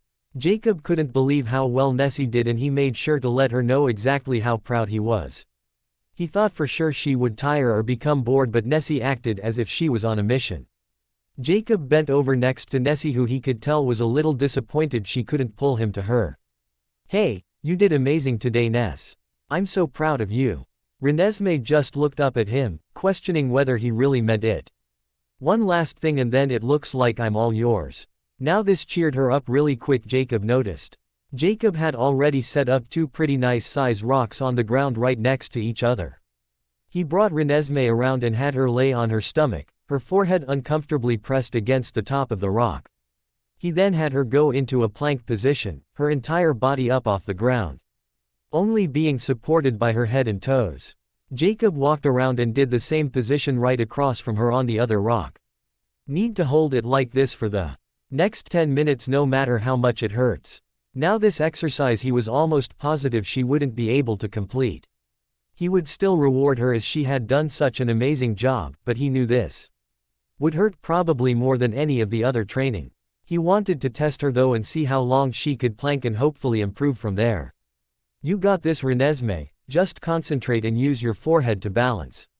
Then we'll be finished." What Jacob wasn't expecting was that 15 minutes later Nessie was still going strong. Jacob jumped up, walking around and picking Nessie up by the waist, tickling her as training was now over. Nessie quickly avoided his tickle attempts and crawled to his back, her favorite position. Jacob tapped her leg, turning his head slightly so he could see her from his peripherals. "I'm proud of you, Ness. I might have to change from 2 to 4 hours of Jacob play time." He felt her squeeze him tight and then felt her hand go to his cheek. Renesmee projected how hard training was and even some images of Jacob not being too nice. She followed those with images of him with a big smile, and she projected how that made her feel when he was proud of her. "Hey, come here." Jacob had her slide around so he could face her. Renesmee perched securely on his chest, her legs barely fitting around his massive form. "You know I wasn't mad at you, right? You did really good today. Even awesome if I do say so myself." Renesmee looked shyly at him as he carried her towards the house. She projected her feelings on Jacob, treating her much different than she was used to. Jacob stopped and looked intently at her. "You still know you're my girl and I love you." Renesmee bit her bottom lip as she nodded her head up and down yes, but not with the conviction she normally used. "Nessie, come on sweetie, we talked about this." Jacob was teetering on a decision if he should keep doing training like this. "Do you still want to train with me?" Renesmee vehemently shook her head yes, grabbing Jacob tightly, burying her head into his neck. She linked, "I just don't want you to be disappointed in me." Jacob sighed, realizing that he may have been a little too hard on her. This was the first day, and while he felt his intent was justified, his means maybe not so much. He decided for future training he would let up a little bit. "Okay, I'll tell you what. You keep giving me 100% every time we train, and I promise I'll try to be a little nicer during training. Deal?" Jacob kissed the side of her cheek. "Deal." Renesmee snuggled back into Jacob's neck as he carried her into the house. Alice was the first to greet them, already bouncing up and down as the two came in. Jacob rolled his eyes knowing what was coming next. Alice barely contained her excitement. "Jacob, you go take a shower while I get Renesmee glamored up. Once done we'll come get you for tonight's fashion show entitled, Beauty and the Wolf." Renesmee was already out of Jacob's arms and flying up the stairs to get changed. Jacob could see Rosalie in the back of the room, once again the stare of doom directed at him. "Blondie, I'm going to use your bathtub again. I really like the massage jets in there, it just cleans all the right areas." "Oh my God, you worthless mutt. Emmett said there was something wrong with the drain, but it was you and your stupid balls of fur, wasn't it?"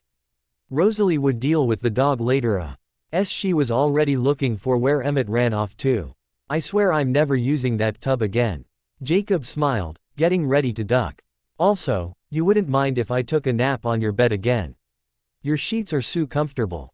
Jacob ducked as the other shoe, similar to the one sticking in the wall near the door, was now embedded in the wall near the stairwell. "Jacob." Oh, Jacob cringed.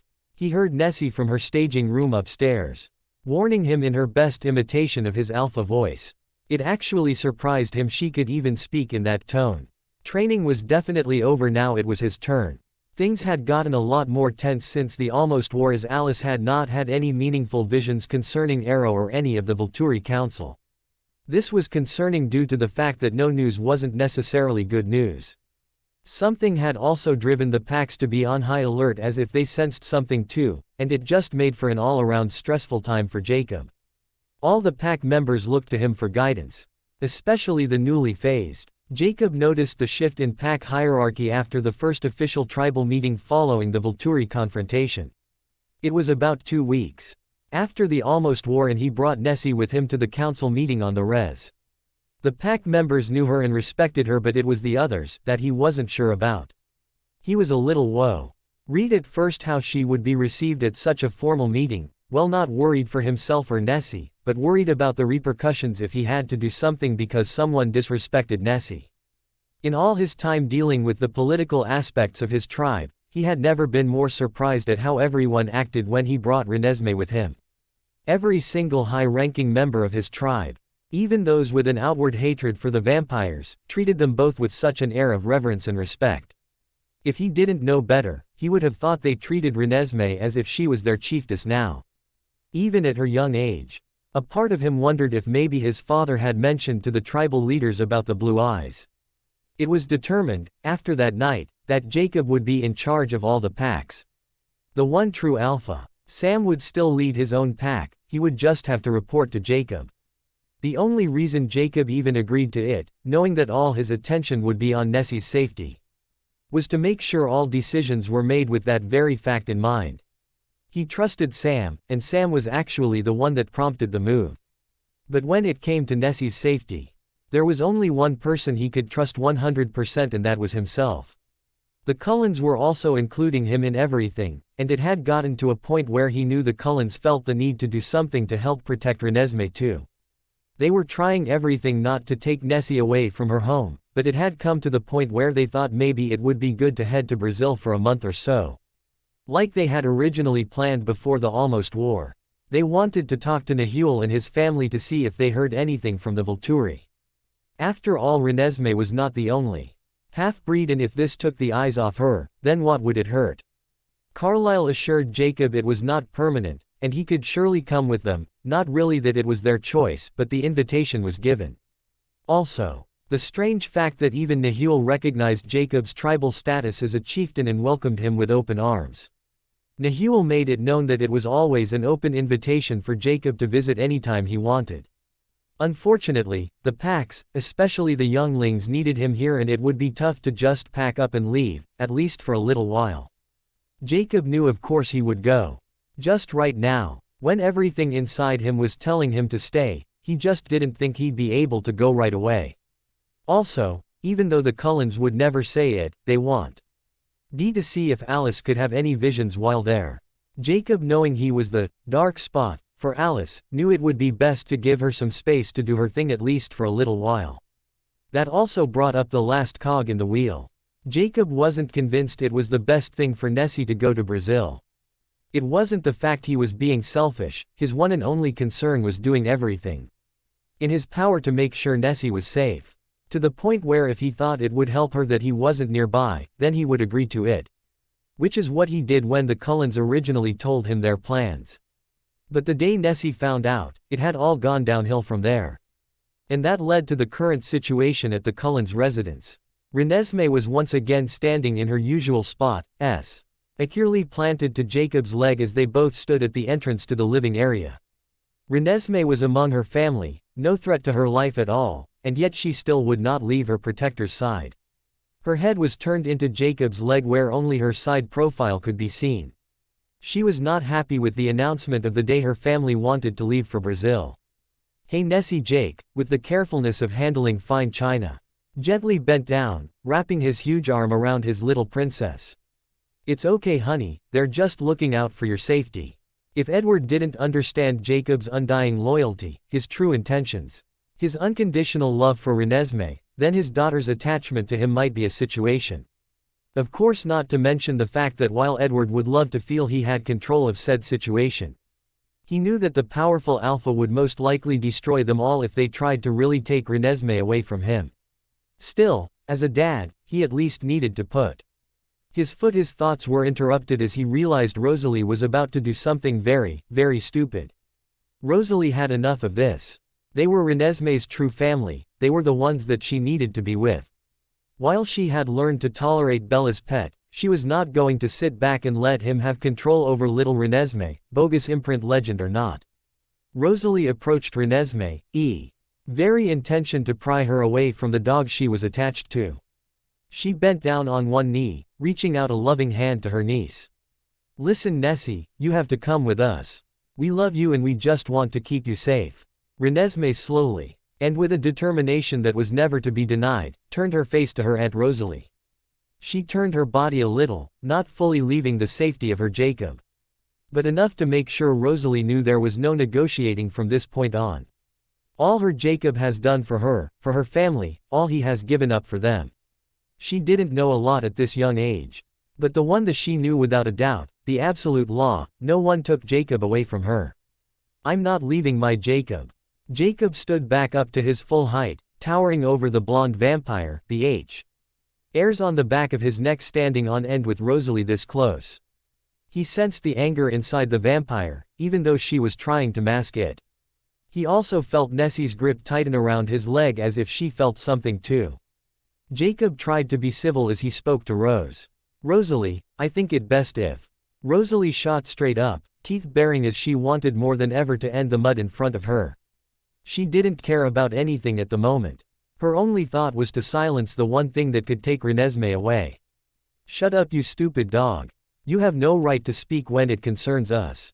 Why? I've never been and you'll never be welcome in this family. Rosalie's last word trailed off in intensity as she saw the change in Renesmee as her niece moved to block her path to the mongrel. Oh not good, Edward thought as he looked at the angered look on his wife's face too. Couple things you never do when it comes to Bella, hurt Renesmee, and the other, hurt Jacob. There was about to be a major blowout and he had to get control of his girls fast. Jacob could feel his muscles began twitching and his body suddenly started filling with power. He didn't really think Blondie would ever try to hurt him, but looking at the intensity in her eyes as she yelled at him, he wasn't so sure anymore. He quickly looked over to Bella, a slight fear of losing control coming over him.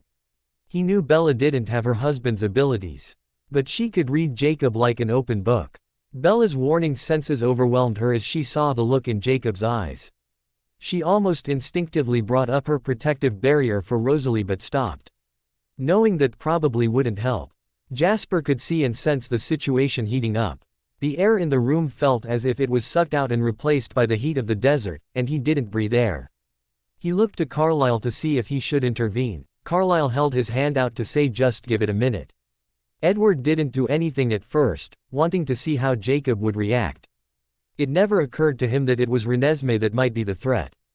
It was then, he was suddenly hit with a wave of differentiating opinions along with a wave of concern for different things. Rosalie was thinking Jacob had some kind of tribal voodoo spell upon Renesmee, causing her to be disrespectful. She wanted him gone. Emmett had no clue what was going on. Jacob and Renesmee of course he could no longer read. Carlisle was processing the behavioral patterns of Jacob and Renesmee. Esme was pretty much concerned with everyone. Jasper was ready to calm things down if needed. Poor Alice was about to burst into tears and vampires don't cry. But he could read her replaying in her mind the events from her vision of Renesmee and Jacob during the almost war and she was truly concerned for everyone. Edward really wished he could read Bella right about now.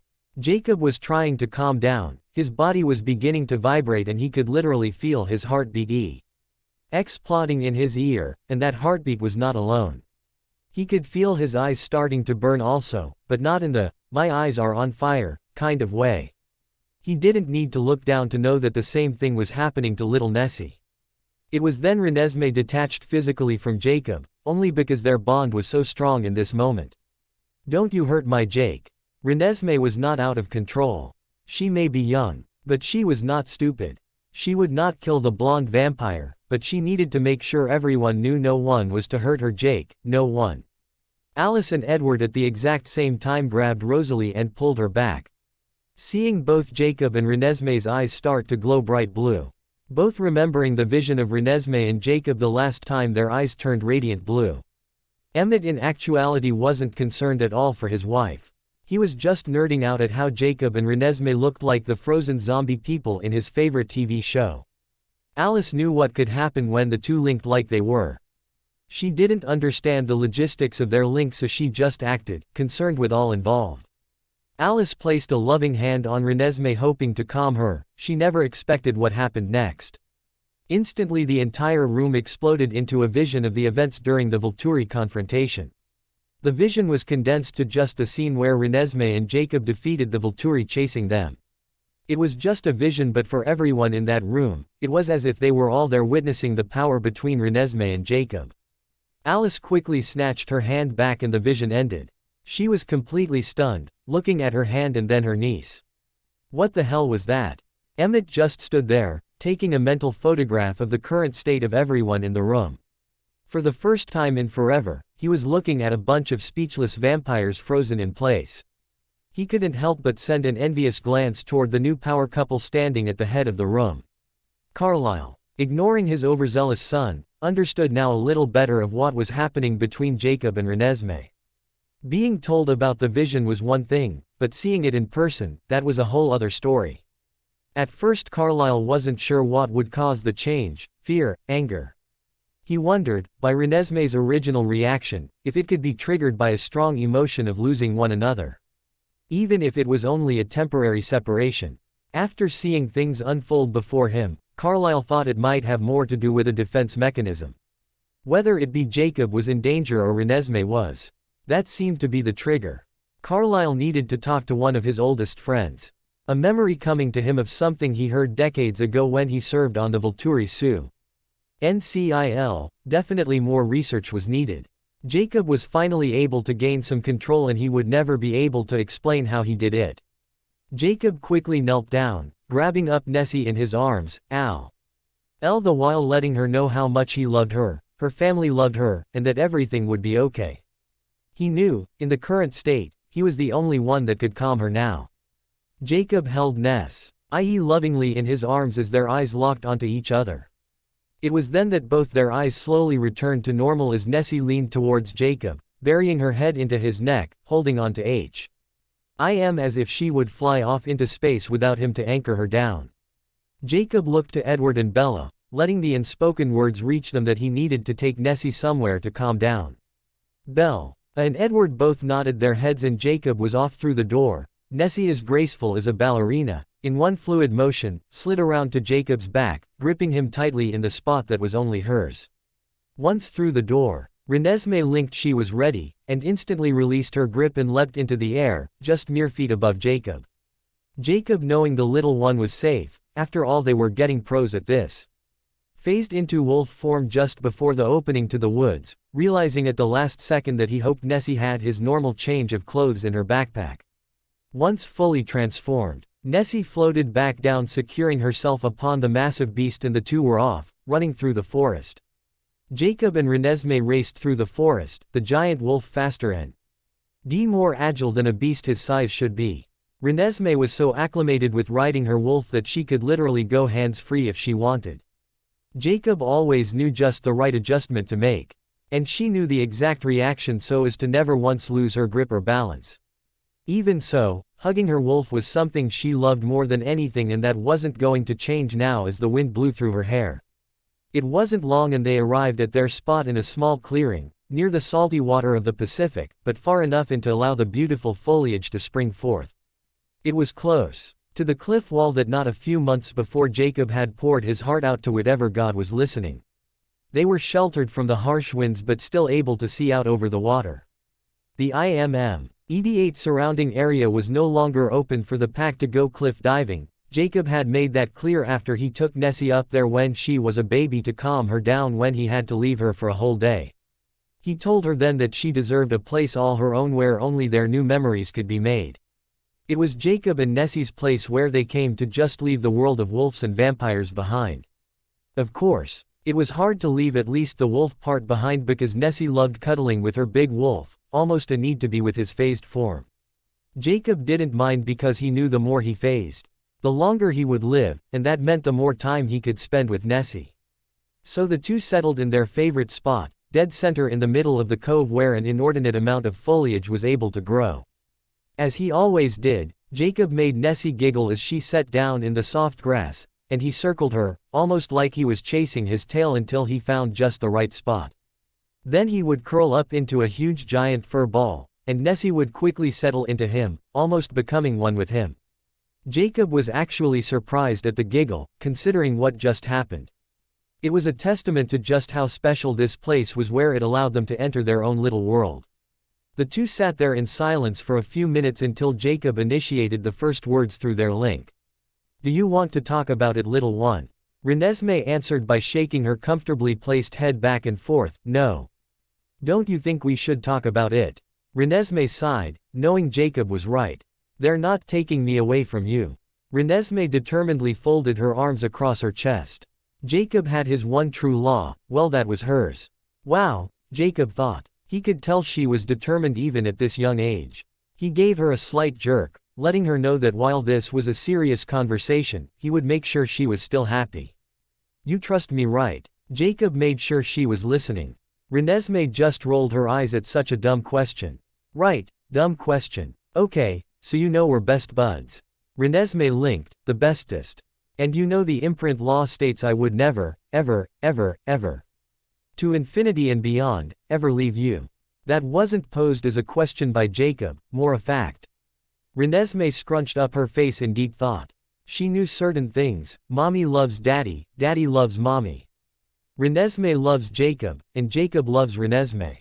But something about Jacob's statement confused her young mind. Realization hit her as she quickly spun around, her face mere inches from her wolf. Renesmee realized that sure, the law states Jacob would never leave, but that didn't mean someone couldn't take her from him. No, Jacob, no. She was pointing a finger at her Jacob, a stern look on her face. Darn, she caught that. Jacob realized now that while only on this earth for a few months, his girl was smarter than someone 3 times her age. Renesmee's anger still present, but she had been away from her Jacob long enough, as she snuggled back into the warmth of her wolf. Jacob's lungs filled with air as he let out possibly the biggest sigh of his life. "Okay, I guess you caught that. But listen, even if you leave me." Jacob paused as he could feel her getting angry again. "Nessie, just give me a sec. If you, let's say, take a vacation, where I will come visit as soon as I can. Wouldn't that be okay?" Of course there really wasn't much conviction in that question, as the more and more he thought about it, the more he knew he couldn't be away from her for any length of time. It was unprecedented, but not unheard of for an alpha to leave the pack with their imprintee. Jacob hated using that term when describing Nessie, imprintee. She was so much more than that to him. He would never refer to her like that in person, but for the pack, that was how they viewed it, at least until the last tribal meeting. As if reading his mind, which Jacob still was. "Inti 100% sure she couldn't do," Nessie spoke. "Jacob, I'm not leaving you." This time Renesmee wasn't playing around. She was tired of this, tired of even having to think about leaving her Jacob. And it wasn't just Jacob himself, but everything that made her Jacob who he was. His pack, his land, his friends, his family, that was also the Jacob she would not leave. Because to physically leave Jacob would be to leave a huge part of her behind, and that will never be an option. Even though for others, she needed to touch them with her hand to project, with Jacob, it just happened. So he showed him every one of her thoughts on the subject. When the projection was done, Jacob knew there was no arguing this anymore. He knew they lived in a world not tied by the bounds of normal human behavior. A world where just because you were a child, did not mean you could be told what to do, forced to leave when your parents said so. No, the universe they lived in did not play by normal rules. And so just like the imprinting law was absolute, so was Nessie's law. Renesmee Cullen was not going to leave Jacob Black. Renesmee had enough of those horrible thoughts of leaving Jacob, it just wasn't going to happen. She was so done with all the sadness that was enveloping her. Renesmee needed something to take her mind off all these bad things, and there was a surefire way to do that. "Jacob, tell me our story." Jacob smiled inwardly. God, he loved this girl. They would worry about dealing with the family later. For now, it was Jacob and Nessie time. He always loved telling her their story. Well, it all started when the soon-to-be queen moved back to the Kingdom of Washington. 2 weeks after Blue Eye event at Cullen's house, Jacob was on his motorcycle heading to the Cullens' house. He was feeling a little bad about the Blue Eye event in front of the Cullens a few weeks back. Nessie and he decided to put their foot down and tell the family Renesmee would not be going to Brazil, at least for now. He tried to fill in the reasons why, since his partner in crime only felt like she had to say she couldn't leave Jacob because of the imprint. Nessie had felt that was enough, an end of conversation. While she had a very legitimate point, he felt the family deserved more. To his surprise, the entire family, minus Blondie of course, decided it would be safer for Renesmee to stay NEA. Jacob, which in itself was a minor miracle. The family actually made him feel that his thoughts on Nessie's safety were the deciding factor to stay. Which led him to the current situation. Now that Nessie's leaving without him was not an option anymore, he had decided to talk to Carlisle about hopefully future investment plans. The events of the almost war with the Volturi still fresh in his mind. Not so much he and Nessie's fight with the Volturi, but the plan that involved he and Nessie running away. He knew at that moment, when Bella and her family, at least the ones that knew about it, entrusted Nessie in his care, that a huge shift in how they felt about him happened. Jacob wasn't blind to how others felt when he was around Nessie. He knew it couldn't have been easy on everyone how close he and Nessie are. Anytime he was near her usually meant all her attention was on him and vice versa. He did consciously try to encourage interaction with others and it had gotten better. But he knew he wasn't always the favorite person in the room when he would come and visit the Cullens before. That fact sparked something in Jacob's mind. He did not want to rely on the Cullens for money. He was a very hard worker and one day he had hoped to open his own repair shop, but he knew with the situation as it was, that might not be feasible. If he was going to devote all his time and effort into something, it was going to be that little bronze-haired bundle of joy, that was the light of his life. Sure, Nessie loved helping him work on cars and bikes, but he would be dumb not to think how nice it would be if they didn't have to work on cars and were financially independent. He knew Nessie was still so young to think about these things, but of course he included her in his plans and she thought it was the greatest thing. He smiled thinking about the drawing she made of their someday repair shop, and she also made a list of all the things they could do to make money. He loved the wolf trainer suggestion because Nessie thought that since she had trained her own wolf so well, that maybe she should turn that into a full-time job. They had a lot of fun thinking of ideas, but they decided together to see if Grandpa Carlisle could help since he was a very wealthy and successful businessman. So Jacob sold his car and planned to use that money along with his savings. Jacob pulled into T. Cullen's driveway and immediately took his helmet off, knowing what was coming in 3, 2, 1. Jacob. Renesmee ran as fast as she could, jumping into her Jacob's outstretched arms just as he was getting off his bike. She hugged him so tight, making sure he wasn't going anywhere. "I missed you so much," she linked as she kissed the side of his chin.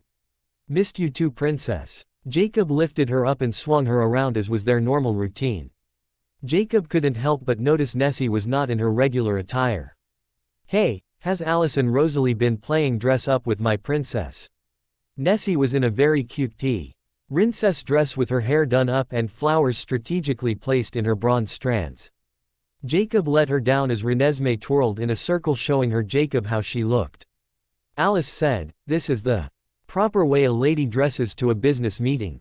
Jacob squinted his eyes, a questioning look. "There's no way someone should look that beautiful for just a business meeting. You look like you are going to the castle ball to find your prince." Renesmee smacked Jacob's arm. "Silly, I already found my prince." Renesmee grabbed his hand, pulling him to the house. Jacob couldn't help the swelling of pride overtaking him. Even so, he wanted to joke a little more. "Do I know this prince? Does he have a name?" Jacob could see Nessie skipping along towards the house, seeming to enjoy this bantering. "Yep, my prince's name starts with a J," Renesmee said in a sing-song voice. "Oh, must be Jasper." Jacob almost ran into Nessie as she stopped suddenly, looking him sternly in the eyes. "You're my prince. No one else." Renesmee could not believe her Jake would even joke about something so serious. She gave him an evil look. "You owe me an apology." Hand on hip, the other still holding Jake's, she waited for the apology. If Nessie didn't look so serious, Jacob would have bet his life she was joking. He loved how anyone else interacting like this with Renesmee, she would be shy, reserved, almost uncomfortable around them. But with Jacob, it was as if she felt comfortable and safe to be herself. He loved that about her, that not only at this young age did she trust him to protect her physically, but emotionally too. Of course, he was quickly realizing that the emotional part was not something to mess with. Apparently this topic was not something to joke about, so Jacob did what any grown man would do in a similar situation. He groveled. "I'm so humbly sorry, princess, my mistake." He bowed graciously at the hip. Renesmee tilted her head slightly, trying to make sure Jake was not joking. Seeing he was serious, she lifted her cheek towards Jake and tapped it 3 times with her finger. "You drive a hard bargain, Ness." Jacob smiled as he leaned down to give her 3 kisses on the cheek. He saw the instant R.E. action as Nessie was back, pulling him along towards the house, skipping as they went. Blank. Carlyle couldn't help smiling as his 2 clients were in his private study preparing to go over some financial investments that his granddaughter had requested a meeting for. Carlyle had to admire his granddaughter's restraint, as usually when her and Jacob were in the same room. She was sitting securely on Jacob's lap. Not for this meeting, as both sat in separate chairs, Renesmee sitting straight, acting the most prim and proper he had ever seen her act around Jacob. "So what can I do for you two?" Jacob looked towards Nessie, making sure it was okay to start. Her nod yes gave him the okay. "My partner and I would like to invest some money that we've saved in. We're hoping you could help us find some good investment opportunities." "How much were you looking to invest?" asked Carlyle, trying not to smile at the air of sophistication coming from Renesmee. Renesmee continued, "Well, Jacob and I have both saved almost $2,500. Renesmee paused as she heard Jacob interrupt her. Jacob held up a finger. "Excuse me, Carlyle, can I confer with my partner real quick?" Carlyle nodded okay. Jacob leaned over to whisper to Nessie, bringing his hand near his mouth for dramatic effect. "I don't want you using your savings, Ness. That's your money. You earned it." Renesmee looked at Jacob confused. "No. It's our money and Daddy said I could use it how I wanted." "But wouldn't you rather spend it on something you really, really want?" Jacob figured maybe a new dress, shoes, something she would enjoy. Renesmee just shook her head. "I'm spending it on something I want, silly. I'm spending it on us." Renesmee folded her arms across her chest as she looked to her grandfather. "You may continue. You're stubborn, you know that." Jacob whispered to her, sitting back up in his chair, folding his own arms across his chest, doing his best to mimic his business partner. Renesmee, through the side of her mouth, whispered back, "Love you too." She then stuck out her tongue from the side of her mouth. Jacob overdramatically huffed as he readjusted his huge arms across his chest. Carlyle was really enjoying this banter, but figured he should get things moving along. "Well, I'll be honest, that's quite a bit of money for such a young partnership. Are you sure you want to invest that?" "I do have a couple promising investments. But the market can be very volatile." Carlyle made sure Renesmee knew what that meant. "We trust you," Jacob and Renesmee said at the exact same time. "Jinx, you owe me a soda." Renesmee won, as she most always did. Jacob shook his head. "Darn it, how many does that make now?" Renesmee proudly responded, not able to control her swinging legs. 150 sodas to be exact. She sure loved drinking soda, especially since she stopped feeding on Jacob. Jacob looked back to Carlyle. "I don't suppose Pepsi is one of those investments. Looks like their revenue is about to be sustained for a very long time." Carlyle laughed, not only at Jacob's comment, but the fact that Renesmee was no longer able to sit in her own seat as she snuggled comfortably into Jacob's lap now. Carlyle responded, knowing Jacob and Renesmee were anxious to hear his thoughts. "Actually no, there are a couple companies I would like to invest your money in. One is an online store that seems to be taking off, Amazon. The other is 2 social media outlets, one called Facebook and the other Instagram. I think those might be lucrative investments, but you never know." Jacob looked around to his partner, who was happily tracing heart symbols on the back of his hand. Renesmee stopped briefly to nod her head in approval. "Sounds good, Carlyle. We appreciate doing business with you." Jacob stood, carefully setting Nessie on her feet, and shook Carlyle's hand. Renesmee mimicked what her Jacob did and shook her grandpa's hand also. "Thank you, Grandpa. Love you." Renesmee then grabbed Jacob's hand and pulled him out of the room.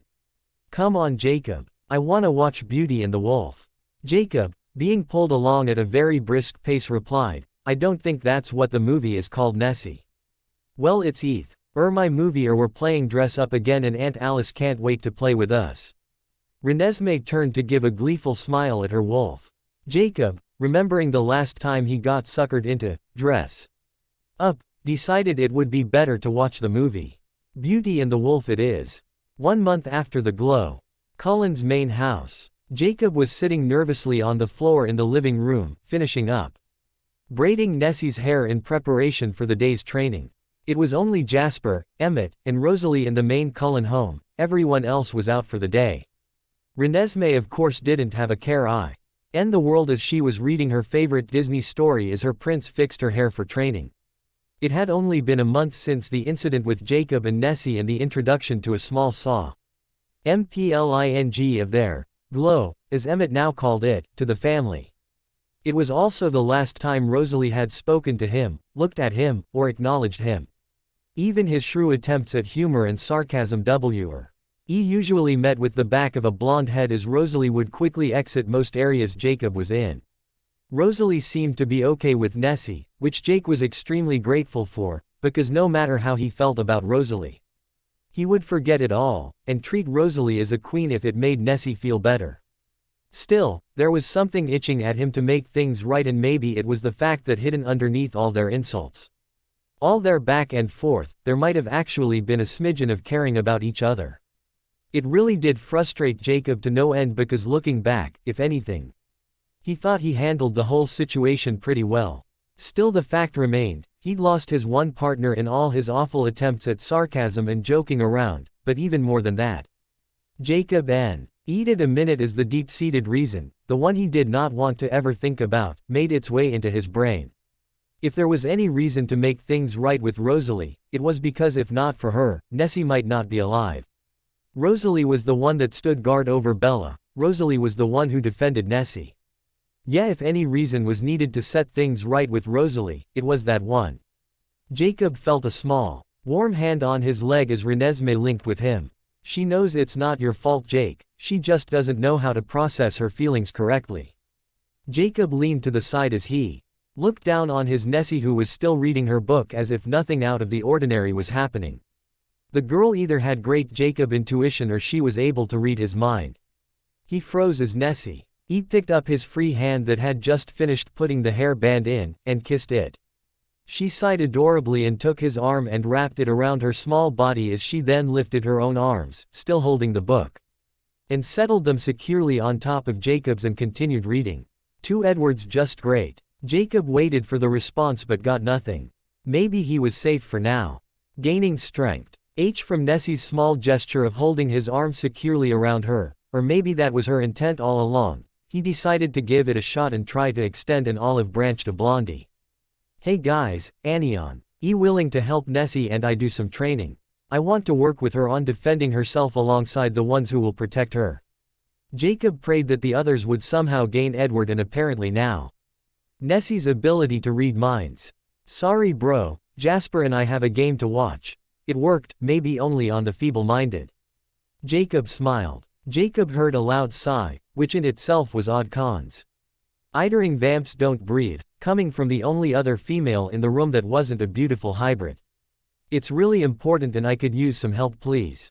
Jacob wasn't opposed to begging. Rosalie, not so gently, folded the magazine she was reading and slammed it down on the table next to her. She still would not look at the one talking. Jacob was hoping the annoying approach might work. "I promise it'll only be an hour. And it will be pretty much in the backyard, and it will really help Nessie, and I wouldn't ask if it wasn't really important, but I really, really, really need someone Nessie trusts." And Rosalie stood up, almost knocking Emmett off the chair he was sitting on next to her. "If I help, will you promise to shut up?"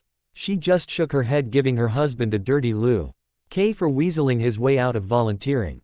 Jacob nodded, sending a brief link to Nessie to explain things. "Well, Rosalie placed both hands on her hips, eyes wide as she not so patiently waited for a response. Renesmee couldn't help her smile as she responded to her aunt, putting her book down and looking over at Rose. Jacob says he's sorry but you told him to shut up and thus he can't answer you.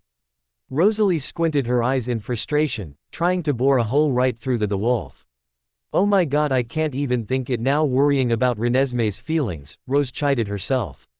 Rosalie pinched the bridge of her nose, wondering how in the world it was possible for a vampire to get a headache. Fine. Rosalie gave a motion to let Renesmee's friend know she would help. Jacob got to his feet, making sure to pick up Nessie as he stood. Nessie was trying to squirm out of his grip, although without much effort, as he carried her like a parcel package under his one arm. The most awesome package ever. Jacob stopped near the door, still securing his package under his arm, ignoring the burst of giggles coming from it, and nodded his head towards the door, still not saying a word. Rosalie flashed past him, accidentally bumping him a little harder than she intended. Of course the wolf would use the opportunity to twirl Renesmee around, as if she was an airplane flying through the air. And as if there would ever be a doubt, it would be the most awesome plane ride ever. Rose knew she just couldn't win. Blank. Unfortunately, Rosalie's reprieve at listening to the annoying sound of her arch-nemesis's voice didn't last half as long as she would have hoped. Nope, not long enough at all. She had to admit though, seeing Jacob, Renesmee's friend, she corrected herself, as Alpha was a lot different than how Jacob had ever acted around her. Jacob was still in human form as he prepared everyone else for the training. Seth and Leah were there, already in wolf form, that left Rosalie and Nessie.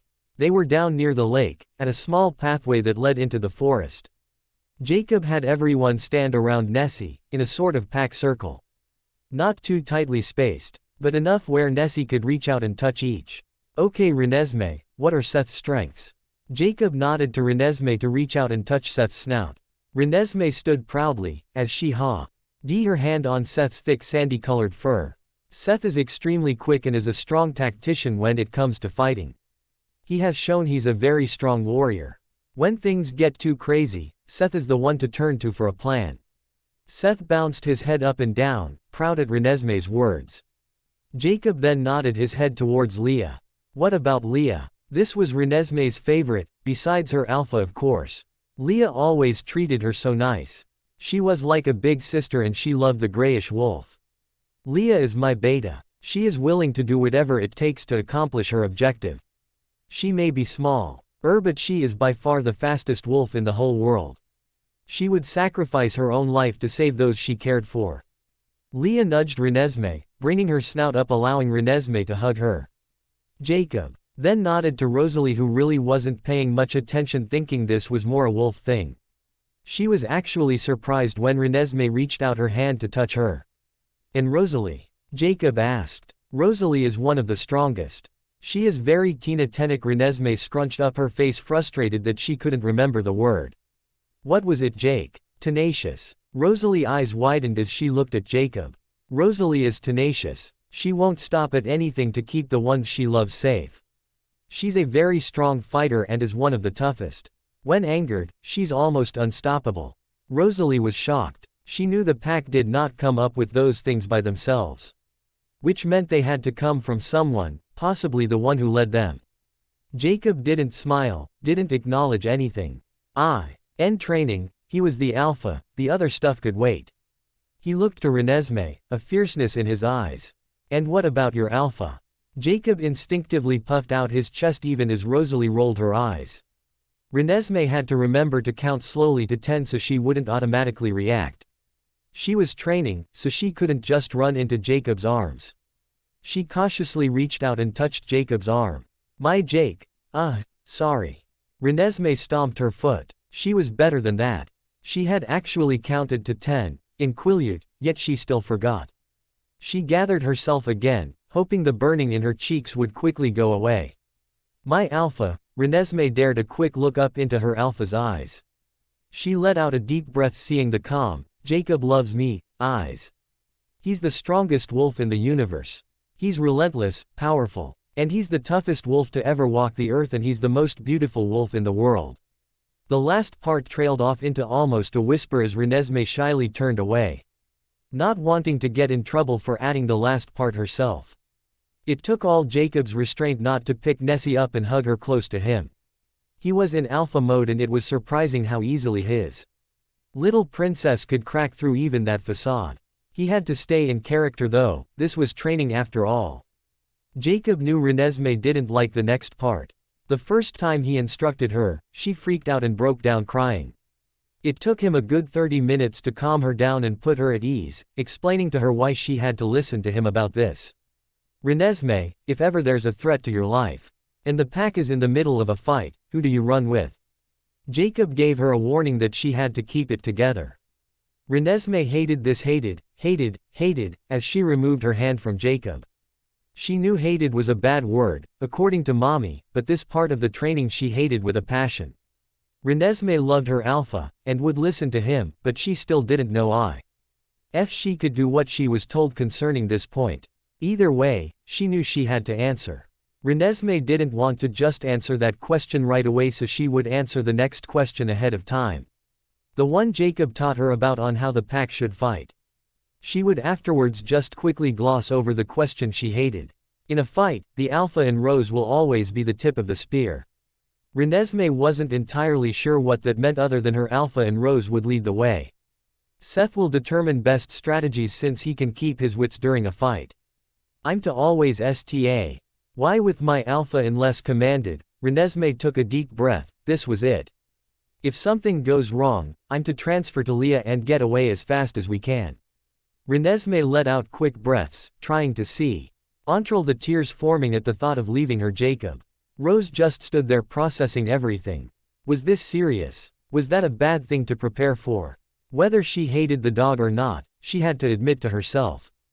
Jacob truly would do anything to keep Renesmee safe, even it meant giving her up to someone else. But something bothered Rose about all this. Where did that leave her? So, if Leah and Seth take off, what am I supposed to do? Rose felt a little self-conscious as everyone in the pack turned and looked at her. You fight with me to make sure no one's left. Jacob commanded in his alpha voice. We make sure no one will ever hurt Renesmee no matter what it takes. Rosalie couldn't believe what she said next.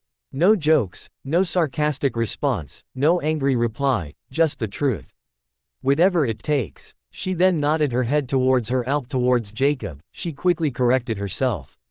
Jacob knew Renesmee always hated talking about the part of leaving him.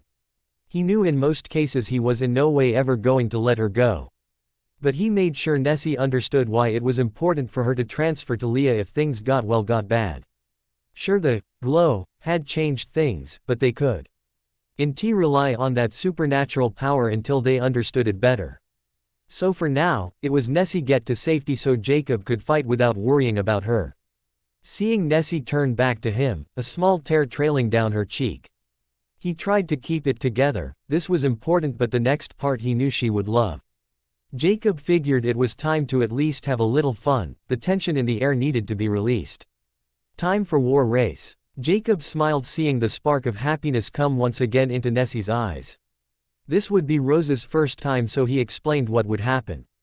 Our objective is to get Nessie to first beach as fast as we can. Sam's pack will be hiding out there in the forest trying to stop us. Jacob then took a step back, nodding to Nessie. She acknowledged his command and turned her back to him. Renesmee turned, just a bit, to her aunt. Aunt Rose, you might want to close your eyes. Rosalie never had a chance to process Renesmee's words as Jacob's shirt and sweatpants came flying at her.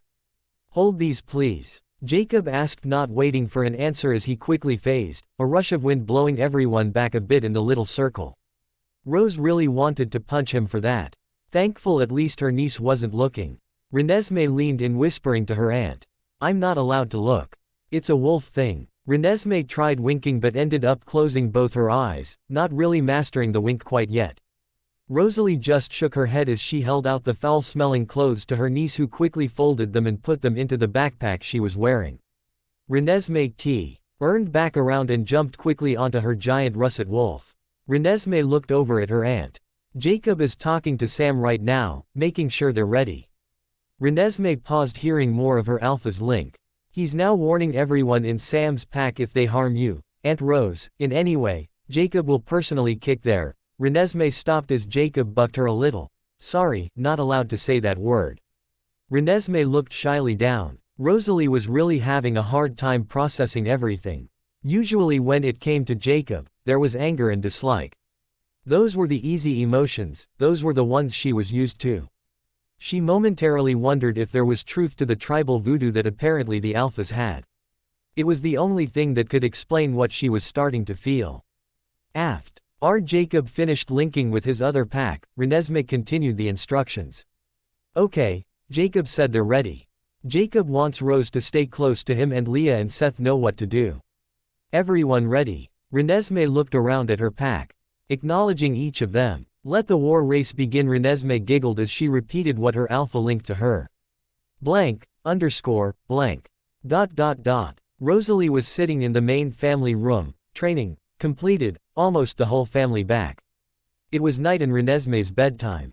Of course her little niece was securely fastened to her wolf's side. Rosalie really had to consider her feelings towards the mutt. She was not willing to just all of a sudden get along with him, but the dog was eating away at her resolve to stay distant. Rosalie remembered the war race, and if she had to admit, it was one of the most adrenaline-filled, exciting, fun things she had ever done. This was her first time really working with Renesmee's pack. The Y were flawless in the execution of their objective, getting Renesmee to first beach. There were some intense moments as the other pack was not playing around. Of course Rosalie could tell everyone was holding back a little. But for all intents and purposes, it felt real. Rosalie looked at Jacob. She knew it's one thing to say you would protect someone with your life, or never let anyone harm you. But with Jacob, she could truly see that it was not just words. Rosalie knew that with most people, I love you, I care about you, those came naturally to the tongues of men, but did they really mean them? The old saying, actions speak louder than words, was never more evident in Jacob's case. He wasn't just relying on the imprint law to protect Renesmee, he was actively doing everything he could to actually protect Renesmee. The mere fact that he was not ignorant enough to think only he could protect her was a testament to how much he cared. Rosalie knew when Jacob relinquished her protection to Leah, to Seth, to her, that Jacob truly did want to protect Renesmee no matter what. She'd never seen anything like it. During the race, there was a moment where the other pack pretty much did an all-out blitz trying to overwhelm them. The other pack attacked from all sides, yet Jacob's pack was able to counter every single attack. Renesmee easily kept safe, jumping to Leah when Jacob was the focus of the attack and then easily switching back when Jacob gained control, as he did quite easily. Rosalie had to quickly push the thought out of her mind about the moment her and Jacob worked as if they had fought side by side their entire life. It was incredible how, with all the wolves around them and the horrible smell that exploded everywhere on the final confrontation, she easily distinguished between Jacob, Seth, and Leah. The way they each worked together, able to jump, slide, weave between the pack, always keeping Renesmee safe from even remotely being touched, was something incredible.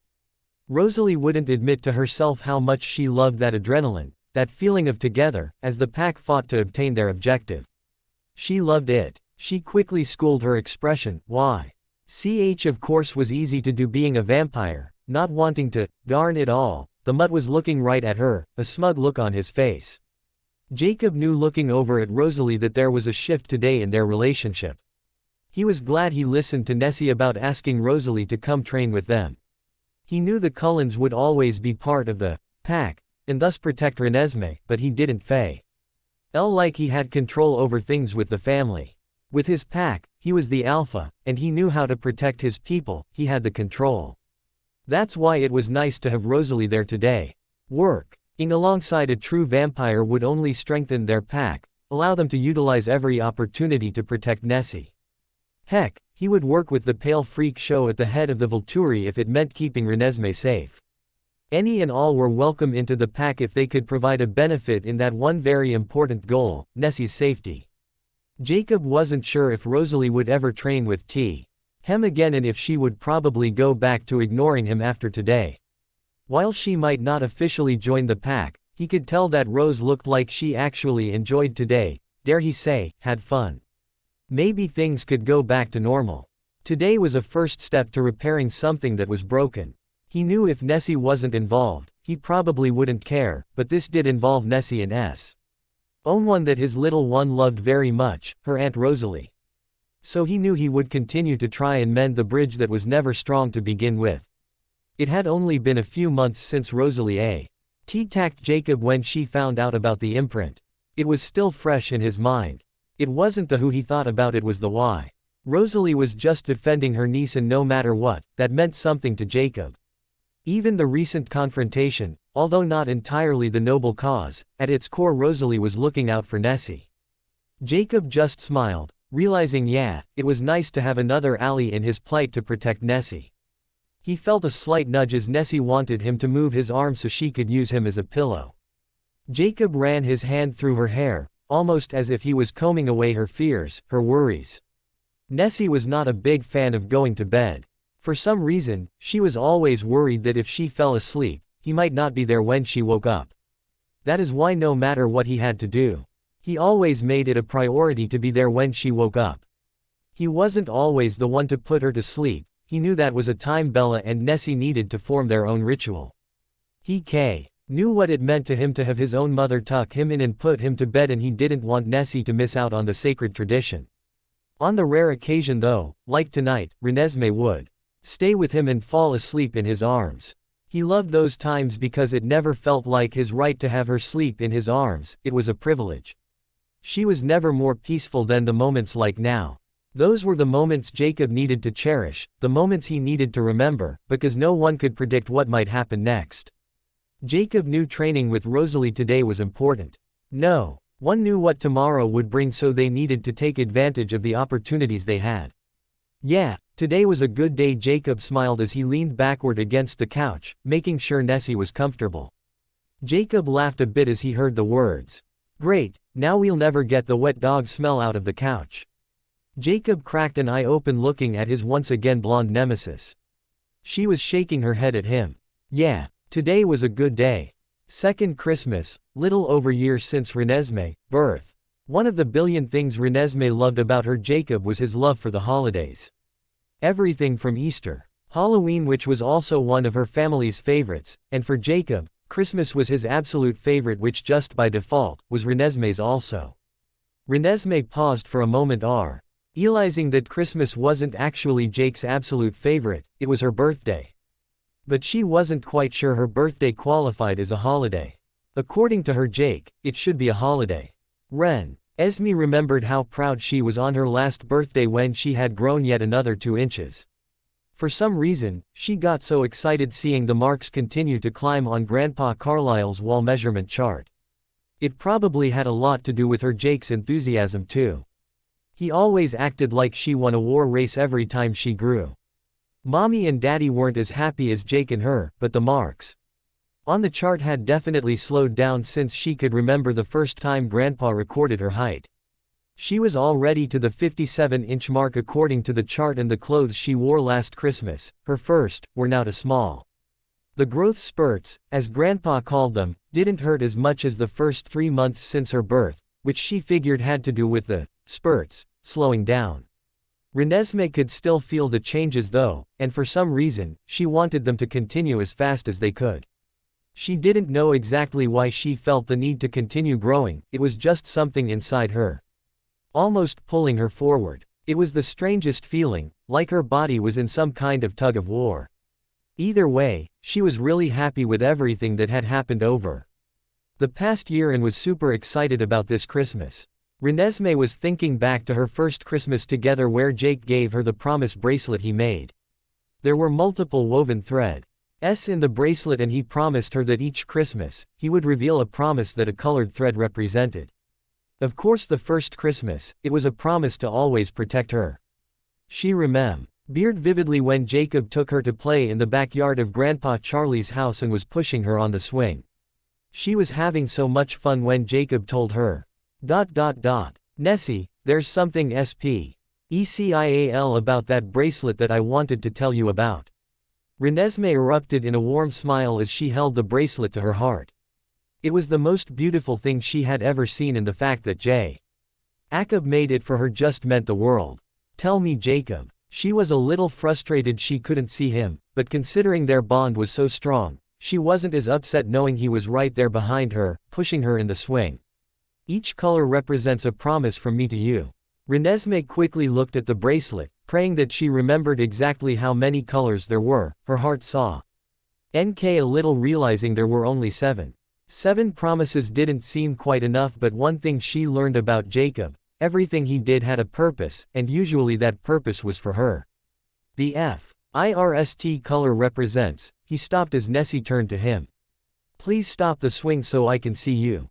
Renesmee pleaded for Jacob to help her. He smiled, sensing the conviction in her voice.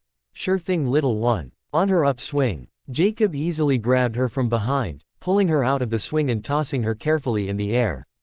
Renesmee couldn't help but laugh as she twisted in the air and slowl. Floated down into Jacob's outstretched arms. She was home once again as she hugged him tightly. After a moment of just relishing in the safety and comfort that just being together brought both of them, Renesmee urged him. Tell me your promise for this year, Jacob. I promise to always protect you. Renesmee heard the reverence in his voice, as if he was saying a prayer. It was much different than his voice when talking to the other wolves. She leaned back to look him in the eyes. Promise, Jacob. I promise. Blank. She smiled brightly, thinking of that day and how it made her feel. Now was their second Christmas, and if she really had to be honest, of all the presents under the tree, all the cookies, all the decorations, everything about Christmas, the one thing she couldn't wait for this year was the second promise. Well, that and something her and Aunt Alice had been working on for a while that would be his gift. Renesmee remembered her first Christmas and all she gave her Jacob was some pictures she had drawn. Of course, if his reaction to her present was an indication of how much he loved it, you would think she had given him a new motorcycle. She was so new to the whole Christmas thing back then, so she didn't know all the ins and outs. Even though she put a lot of work into the pictures, her Jacob deserved more from her. She smiled as her heart did that thing it usually does when she thinks of her Jake. She remembered how proud she was when she went to Jacob's house and saw her pictures on Jake's fridge. She knew how much her wolf loved to eat. And that meant that the fridge was the most visited place for her Jacob at his house. Renesmee brought her bracelet up to her heart, holding it tightly against her with her other hand as she remembered how embarrassed Jacob was when she went into his bedroom. She usually was not allowed in there for some silly reason no one ever truly explained to her, but she needed to get an extra pair of shorts and a shirt for him to put in her backpack. She walked into his room and was amazed at all the pictures posted all around his room. Jacob had made copies of her originals and along with other pictures she had drawn for him. They were posted all over his room as if they were wallpaper. Her heart did that funny thing again, thinking of how she felt standing in the middle of her protector's room. No, he deserved something much more special than a drawn picture. She instinctively squeezed the velvet bag in her pocket where his special gift was. She would wait to give it to him after they visited Grandpa Charlie's and Papa Billy's. They would go to their spot and then he could tell her his promise and she would give him hers. She felt a strange feeling as she thought about giving the gift to Jacob. Was that shyness, she wondered? She never felt that way around Jacob, usually only others. It was odd, and she made a mental note to ask Jacob about her feelings later. For now though, she couldn't wait to give him her present. Jacob and Renesmee's spot. Renesmee was still coming down from her high as she thought about the gift Jacob got her for Christmas this year. Renesmee thought it would be just the promise, which was really all she wanted, but when he gave her the small toolbox and explained to her what it was for, she nearly jumped through the roof. Jacob had given Renesmee her own set of tools, albeit just a wrench and Phillips screwdriver to start, as he said they would add to it as she learned more and more about fixing things. It wasn't the gifts that excited her. It was what they meant. She was giddy with excitement as now she could help Jacob fix cars and bikes, and as Jacob said, she was officially hired as his apprentice.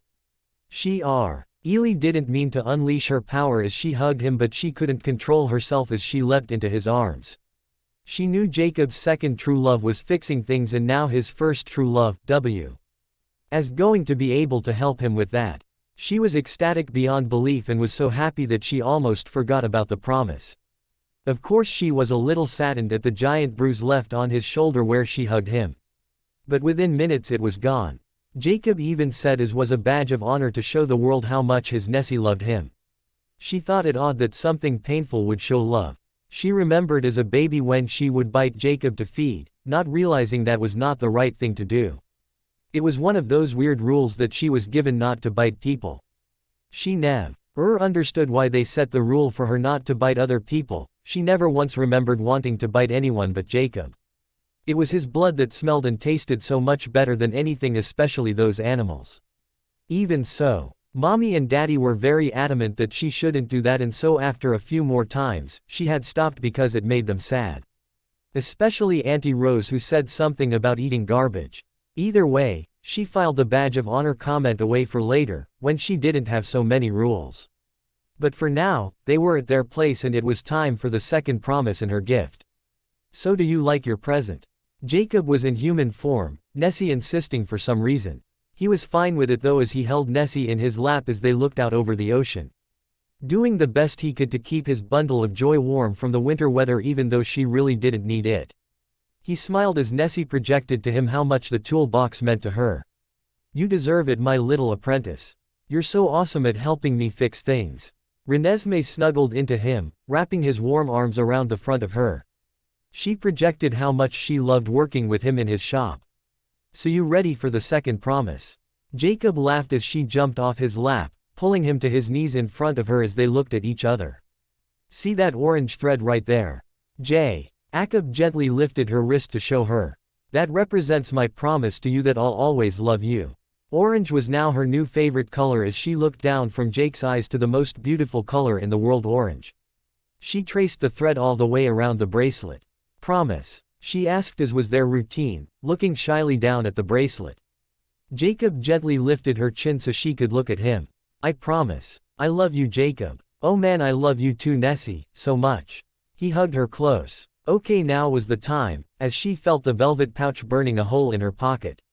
Renesmee linked, "I have a present for you, Jake." "For me?" Jacob smiled as he overdramatically brought both hands up to his heart. Renesmee playfully punched him in the arm, quickly following it with a kiss to his cheek. She then backed up a little bit to give Jacob some room. The playfulness quickly dissolved as she pulled out the velvet pouch. "Aunt Alice helped me make this for you, but it was my idea." She had to ink because she was too nervous to speak out loud. Jacob could see the sincerity in her eyes as he gently reached out for the pouch.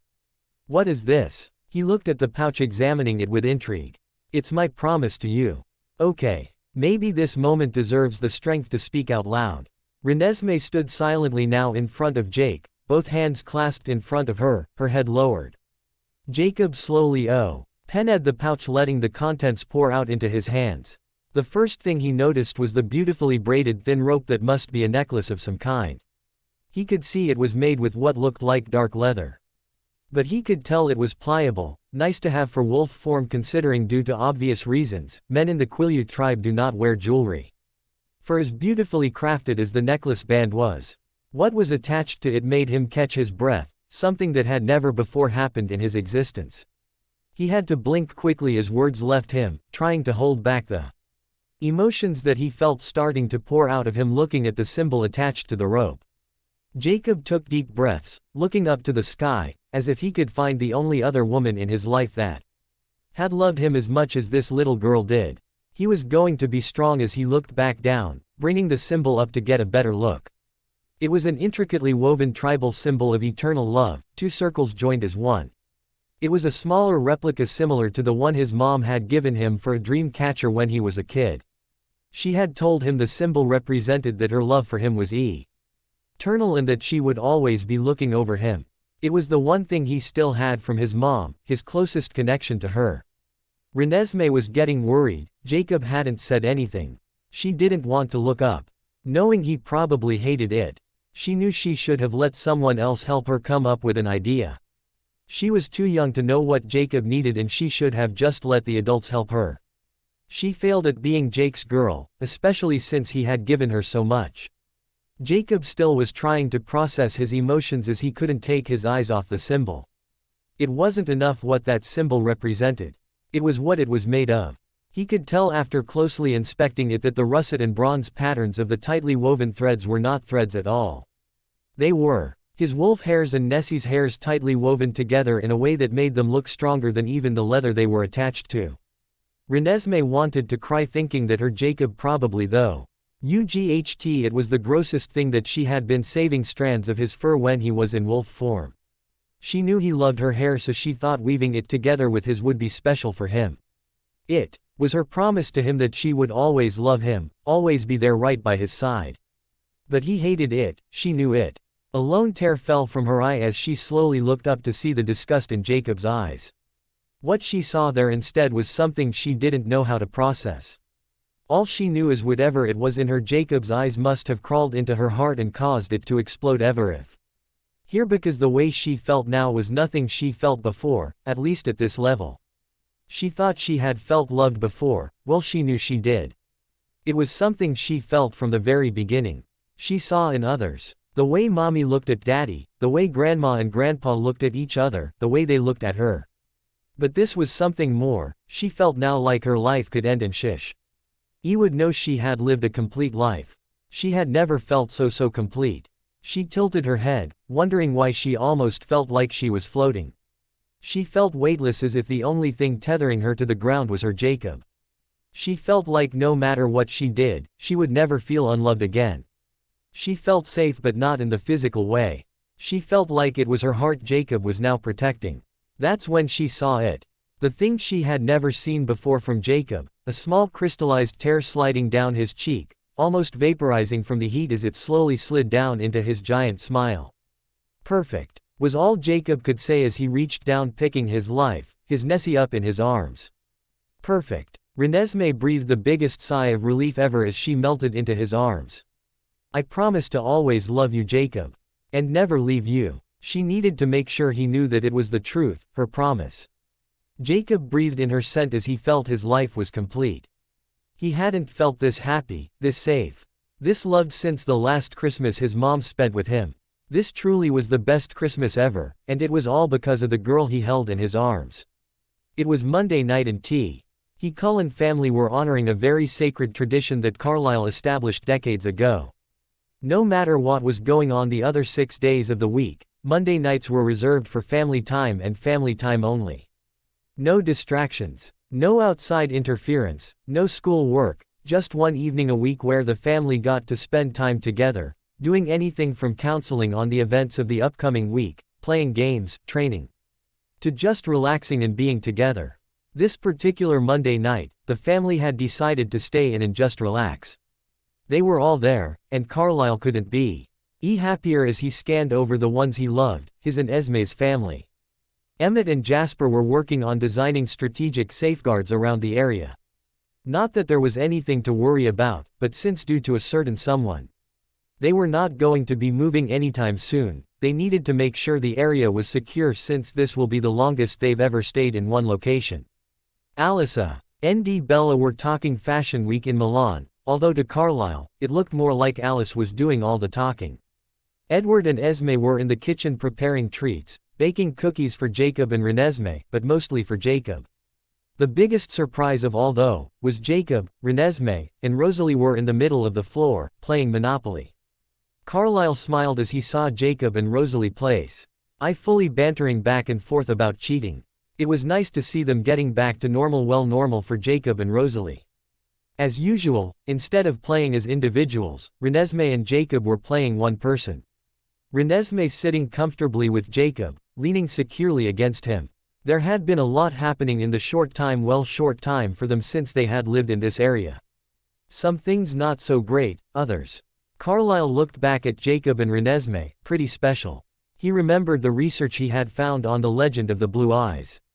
He did not tell anyone yet, only because the more people that knew, the more danger they were in. Still, it was a miracle if the legend was true, but it would be a while before he could verify. So for now, he would just have to wait.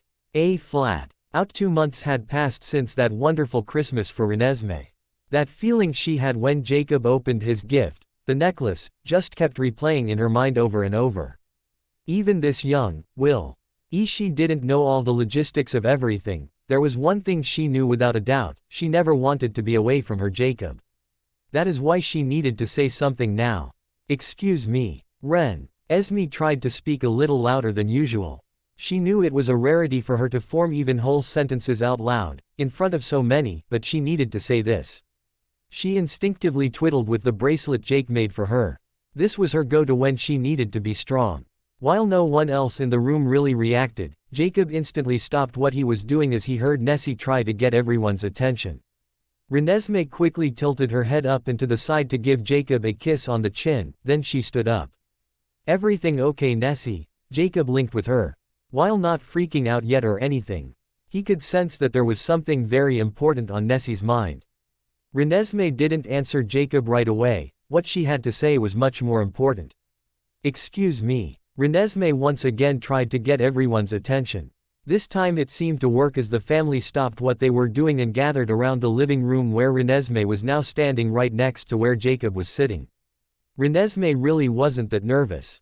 When you were dealing with truths, it really was not that hard to show conviction and confidence. Her family's curious reactions were probably due to the fact she was calling a meeting and wanted to speak out loud. Seeing she had the attention of everyone in the room, Renesmee continued. I want to marry Jacob. Renesmee didn't shy away, didn't look down, didn't act childish. She just looked at everyone in the room making sure they understood her position. Jacob smiled at her. He knew she had been thinking about this and it was so cute. It was like when his sisters were growing up and they wanted to dress up and pretend like they were getting married. Bella just put her hand to her heart. How precious was her little daughter. Edward walked over and gave his daughter a quick kiss on the top of her head, realizing he didn't have to bend down as far as he did not even a month ago. He smiled at his precious daughter, although he was blocked now from reading her thoughts. This revelation was nothing new. I want to marry Jacob and start a family with him today. Jacob jumped to his feet, suddenly feeling like all eyes were on him. Edward really didn't know how to respond as the once innocent conversation was somehow morphing into something more. Jacob reached over to pick up Nessie, thinking it may be best if they go help with treats. Renesmee gave him a warning to not pick her up. Her Jacob looked somewhat hurt, which of course was not her intention. She linked with him that she needed to be taken serious and looking like it in his arms was not what she wanted right now. Jacob nervously ran his hand through his short cropped hair, silently linking to Nessie, why don't we just finish, playing the game? Renesmee looked at him like he needed to get a grip. This was important after all. Edward then spoke up. Listen darling, we know you want to marry Jacob.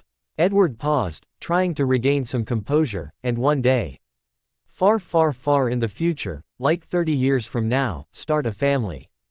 Renesmee shook her head no at her father. I want to start our family now. Renesmee, with an air of wisdom of a 20-year-old, reached out for Jacob's hand and pulled him next to her.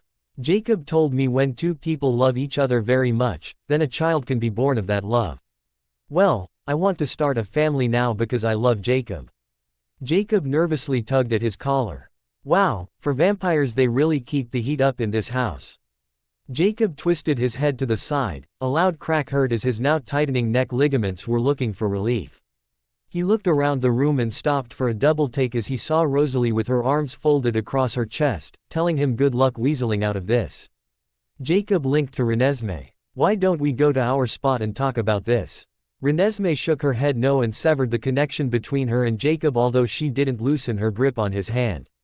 That was the one thing she didn't understand, why everyone always wanted to talk. She was like her mom in that aspect, she would rather just say the truth, and let everyone else figure out how they would accept it. She was starting to feel aggravated thinking no one was taking her serious. Knowing that Nessie had cut off their connection, and continuing to feel even more uncomfortable, Jacob knew he had to say something. Jacob, gathering his nerve, continued, I would just like to interject something here. Yes, we talked very briefly about someday. Jacob looked with pleading eyes to Edward, getting married. But I swear I don't remember ever talking about having kids. He really wished Edward could read his mind now so he could see the truth. Renesmee turned to look up at Jacob, a stern look in her eyes. Do you not want to marry me and start a family together? Jacob coughed, once again feeling the weight of 1,000 eyes bearing down on him. Now his little one decides to speak instead of Link. Of course I want to marry you. You know, someday. So you don't love me enough to marry me now. Renesmee would never question if Jacob loved her, but how much he loved her was apparently up for debate. It was amazing to Jacob that at so many times in the past, he would pray that his family would just stop talking so much. Now was not one of those times.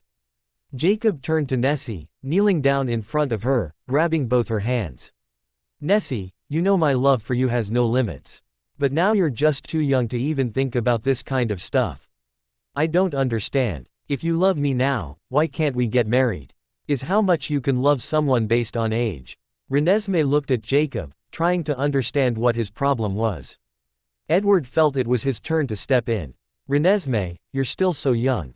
And you have a long way to go till you're ready to get married. So marriage isn't about how much you love someone, it's about how old you are. Renesmee was tilting her head to look for answers. Bella came to stand next to her husband. Of course not, honey. But there are laws that we have to abide by. You mean laws like not killing someone? Renesmee wasn't trying to be disrespectful, but she truly wanted to understand.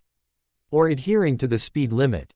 Laws like Grandpa Charlie enforces. She had us there, Edward thought.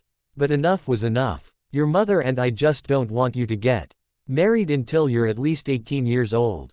Why? So you understand completely what you are getting into. Also, you have so much to experience, places to see, things to do, choices to make. Renesmee gave a stern look. Are you saying you want me to experience those things without Jacob? Because I believe I've made it clear that isn't going to happen. And I've already made my choice. Renesmee turned back to look at Jacob as if there was no debating that subject. Jacob was pleading with Nessie to let him take her away just for a few hours so they could talk about things. Renesmee ignored him. So the only person you would trust me with if something happened is Jacob. She remembered what the plan was when the Volturi attacked almost a year ago. The only one that has a spiritual connection with me is Jacob.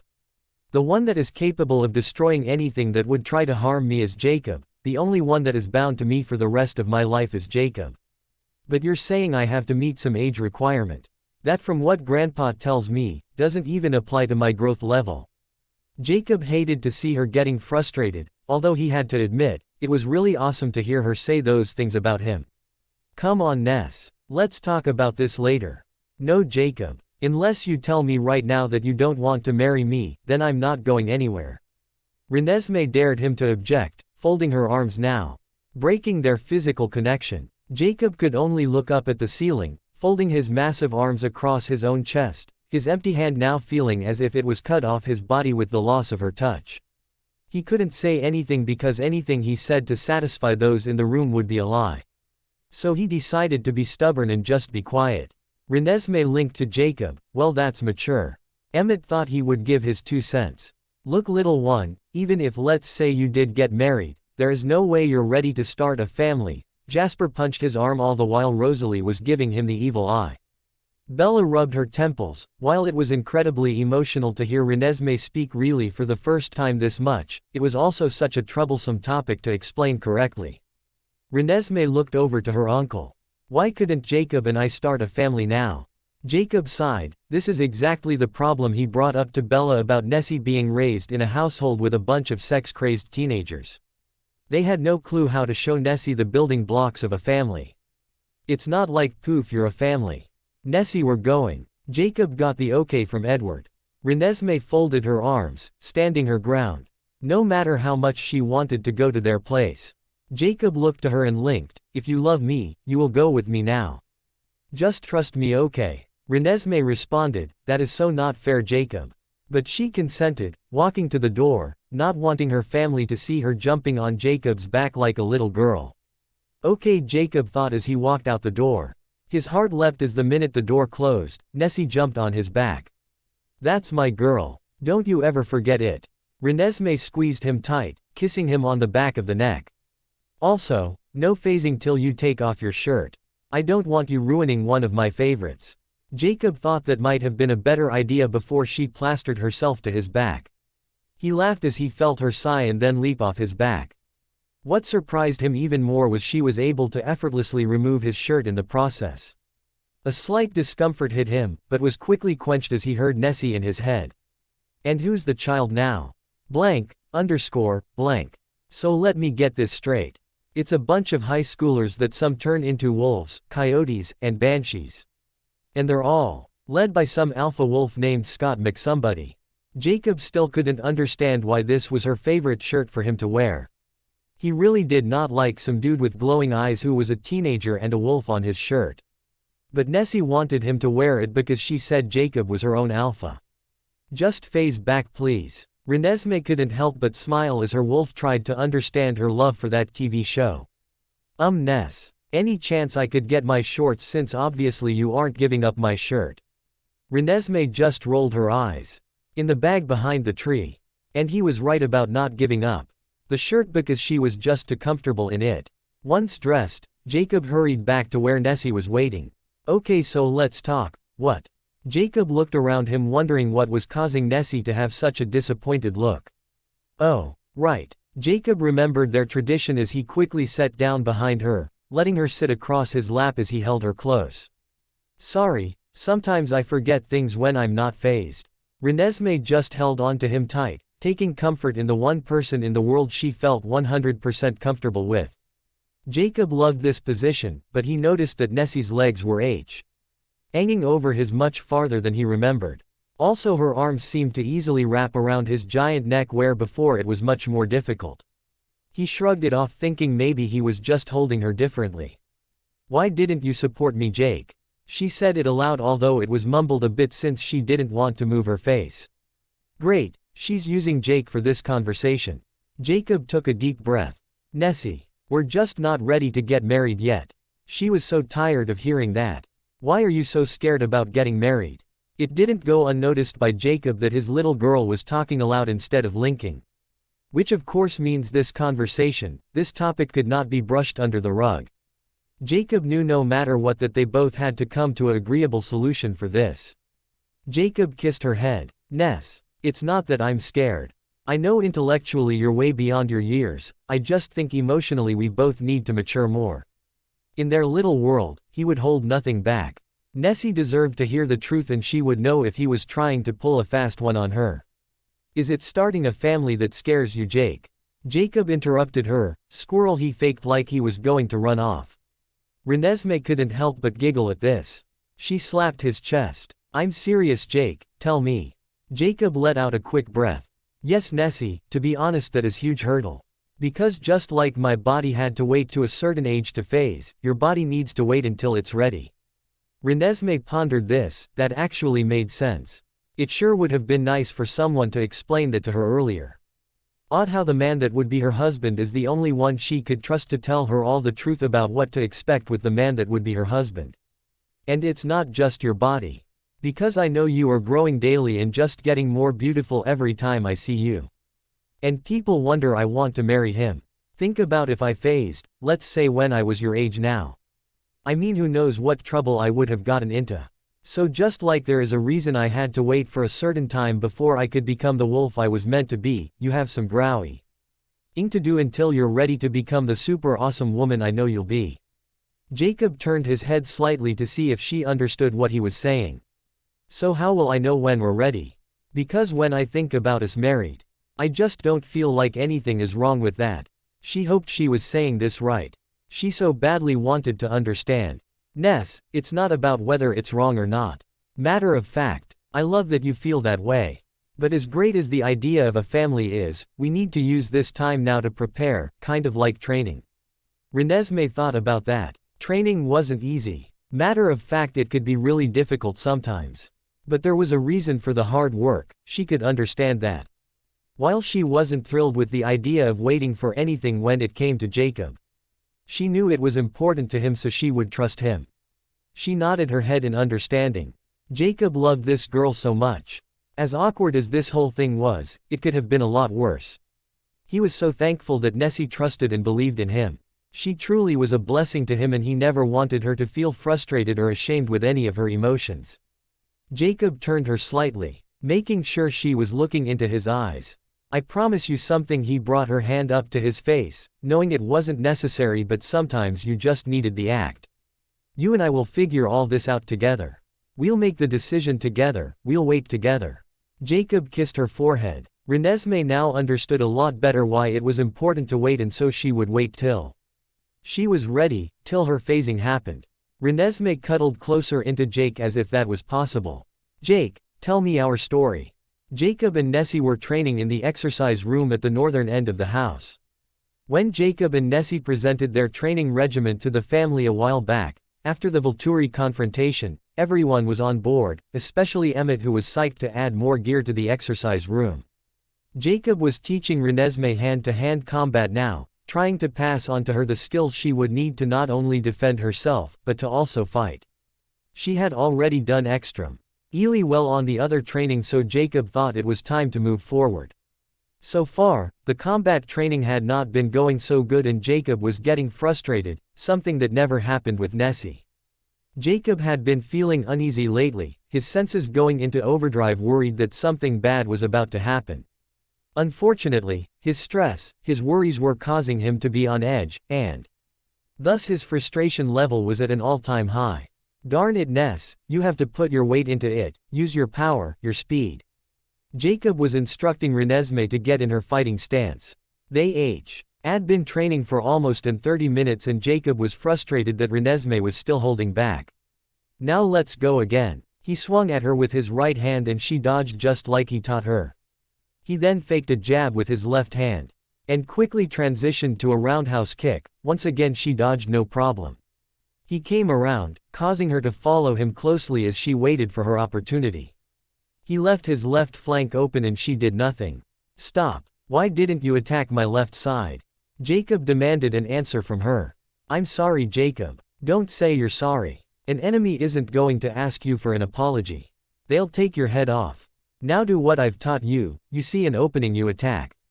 Jacob could see Nessie was struggling with holding back her tears. Now was not the time to be the little girl. That can come after training. Again, Jacob and Renesmee touched taped fists and Jacob instantly attacked, pushing her backwards. Renesmee quickly jumped in the air, doing a back flip. Out of the way, but Jacob was too fast as he got behind her, wrapping his giant arm around her neck. Do it, Renesmee, fight back. Jacob applied more pressure. He could feel her struggling, but she wouldn't go for the obvious counter. Dang it, Renesmee. Jacob, let go of her, pushing her forward away from him. If you're not going to fight back, then I'm not going to train you. Jacob took off his training tape around his knuckles, throwing the strips on the ground next to him. He then reached over and grabbed his necklace from the table, purposefully knocking Renesmee's promise bracelet, which she had placed next to his, onto the floor. It had its desired effect as Renesmee ran to pick it up, grasping it to her chest, the hurt evident in her eyes. Don't you dare cry, you hear me? He got right up in her face. Those people out there, the ones that could have killed us, killed our family, they're not going to stop coming after us. You need to get your head out of your butt and start fighting. Renesmee just stood there, arms to her side, grasping tightly to her bracelet, shocked that Jacob was yelling at her. Please don't get mad at me, Jake. Don't call me Jake, I'm your alpha and you better start listening to me. Jacob picked up a towel to wipe the sweat off his face. I'm trying. No, you're not. You're not listening to what I've been telling you. We're done, go get cleaned up. With that, Jacob turned and left the house, figuring a swim in the river would be a good way to cool off. Renesmee was not going to cry. She would not let Jacob have that satisfaction as she stormed out the house following after Jacob. She plopped herself down on the back steps, almost forcing Jacob to turn and look at her. Jacob felt the forces of earth pulling at him to turn around, as he was almost to the edge of the river. It took all he had not to. He knew he should be nice, loving, but he was not going to coddle her all the time. She had to learn to fight. He had to know she would be safe in case something happened to him. Hey bro, don't you think you're being a little hard on her? Emmett had heard what was going on. Bella and Edward had told everyone to leave the two alone when they were training, but he felt he needed to say something. Last thing Jacob wanted was more coddling for Nessie. Look man, I know you're only trying to help, but stay out of this. Emmett ran up to Jacob and grabbed his shoulder. Instantly Jacob turned, twisted Emmet's arm under his and punched the vampire right in the nose. He then released Emmet's arm, jumping into the air, kicking Emmet square in the chest. The force of Jacob's kick sending the huge vampire crashing into a nearby tree. Renesmee shot her hand to her mouth. The vibration from the impact felt even on the stairs. Her Jacob just did that to the strongest one in the house, and he wasn't even in wolf form. Renesmee stood up, barely able to contain her excitement, seeing her alpha in action, all previous resentment forgotten. It wasn't long and the entire house was out in the backyard, watching the hardened gladiators fighting it out. Damn, I never thought Jacob could move like that. Jasper was eyeing the massive shapeshifter, realizing that the only time he'd seen Jacob fight was in wolf form. This guy was impressive in human form, the fluidness of his moves defying what his huge muscular body should allow. Bella was smirking as she watched the two battle. She knew her daughter was upset, well, at least during training, but she could tell that was all behind her now. Bella noticed Renesmee's slight fist pumps, the quiet clapping of her hands, or the jumping up and down when Jacob did an incredible move. Yep, those were a dead giveaway that Renesmee was Jacob's biggest cheerleader. There was a lot of back and forth, Jacob and Emmet feeding off the cheers and boos from the admiring crowd. Jacob especially feeding off the barely noticeable cheering from his biggest fan, still standing by the back steps but paying complete attention to her alpha. It was over after almost an hour of back and forth. It got so heated that Carlisle had to really wonder if next time this happened they might want to wait for a thunderstorm. Either way, looks like they would need to hire another landscaping company to come out. The two warriors were beaten and bruised, one physically, the other would have been if human. Still, Emmet was spent never before had he been pushed to the limits of his strength and endurance. Emmet and Jacob ended the battle in a fierce hug. Emmet had gained about as much respect as any human would ever get from him when it came to fighting. Bro, you're amazing. Where the heck did you learn that kung fu stuff? Amazing what you can learn watching TV. Jacob really wasn't breathing too hard, but his shoulder hurt, and the side of his jaw would need some ice. Jasper added, how do you keep that stamina, especially not in wolf form? Jacob gave a weak smile, not able to muster much more than that. It helps to have the right girl cheering you on. Jacob momentarily forgot his aches and pains as he searched for his Nessie. Jacob didn't see her, a slight sadness hitting him.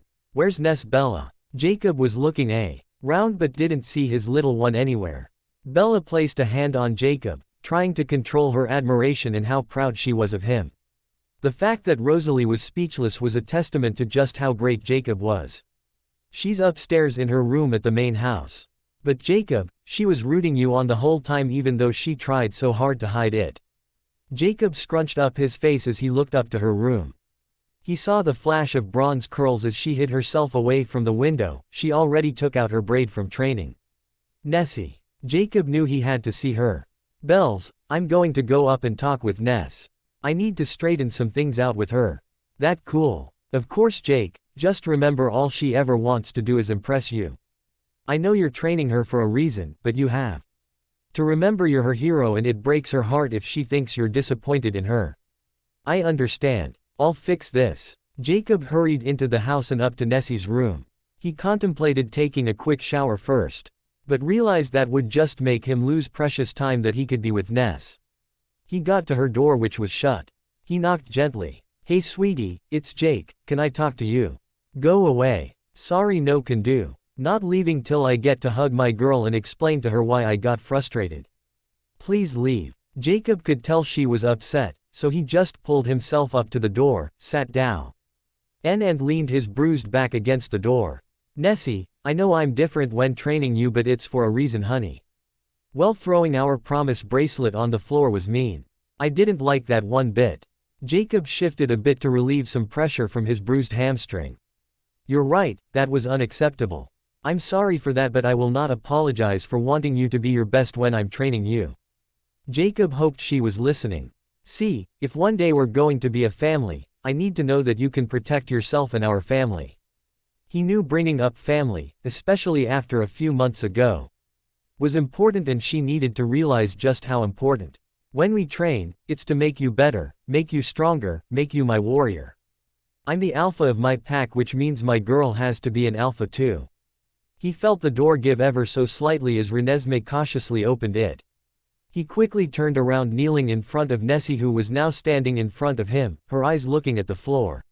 Her bronze curls trailing along her face, almost hiding her satin facial expression in their soft recesses. He smiled looking at her. Nessie knew this was his favorite way she wore her hair. So there must be some forgiveness there. But before he could say anything, Nessie cautiously reached her hand up to his cheek and projected her feelings. Pictures of him getting mad, throwing the promise bracelet on the floor. Him pushing her away. All those images flashed in Jacob's head. Jacob sighed as he realized the full weight of how he treated her. Nessie, I know it hurt your feelings and I'm sorry. You know what, never mind. I'm sorry and I know you don't deserve to be treated like that, especially by me. Renesmee then projected an image of Jacob holding her safely in his arms when she was a baby. She projected an image of the Volturi confrontation when he protected her, all the times he held her safe in his arms, the training in the beginning, and lastly Jake's promise to her on their first Christmas, that he would always protect her.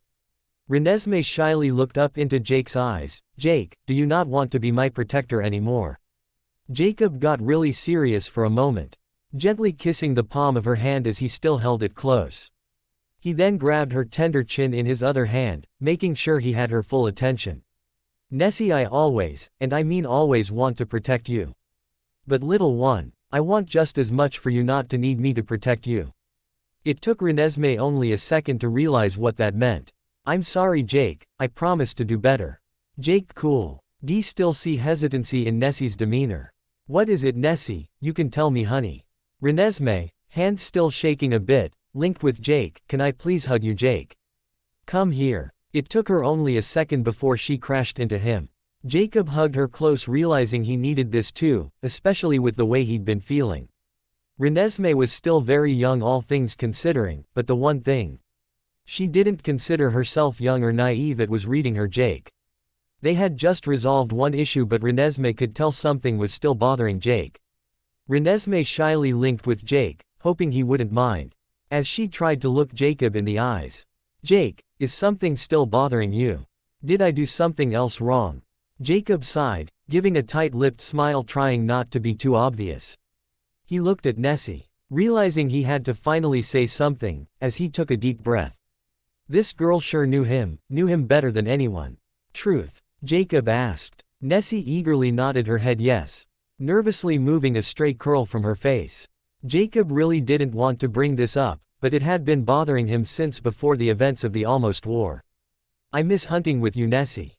Yako. B raised his hands in surrender as he saw Nessie start to respond. I know you don't want me to see you feed. But I think we're past that Ness. I mean I miss going with you, showing you the ways of the hunt, just spending time with you. Renesmee subconsciously chewed on her bottom lip, the sudden realization at just how much she missed hunting with Jacob hitting her hard. She still wasn't why confident in wanting her Jake to see her feed, but she really did trust Jake. Jake had treated her so wonderfully since that night she asked him not to come on the hunt with her, and his surprise party was one of the best things ever. Jacob just shook his head. This was ridiculous, he was just being childish. I'm sorry Nessie. I shouldn't have said anything. No Jacob. Renesmee reached out a hand to put on Jacob's cheek. But not to project. I didn't know you still wanted to go with me. Jacob brought his huge hand up to cover Nessie's against his cheek. Nessie, I go crazy every time you go without me. I feel like my left arm is missing, heck, my whole left side is missing when you go without me. Renesmee caught her breath, but it wasn't because of what Jacob said. It was what she just felt. Her hands started trembling at what just happened. Jacob instantly stood up, taking Renesmee into his arms as he could see and sense something was wrong. What's going on Nessie? Tell me what's wrong. Jacob wasn't freaking out yet, but only yet thinking he may have done something wrong to her. Renesmee was shaking her head, trying to clear her thoughts. Jacob. Yes Ness, what is it?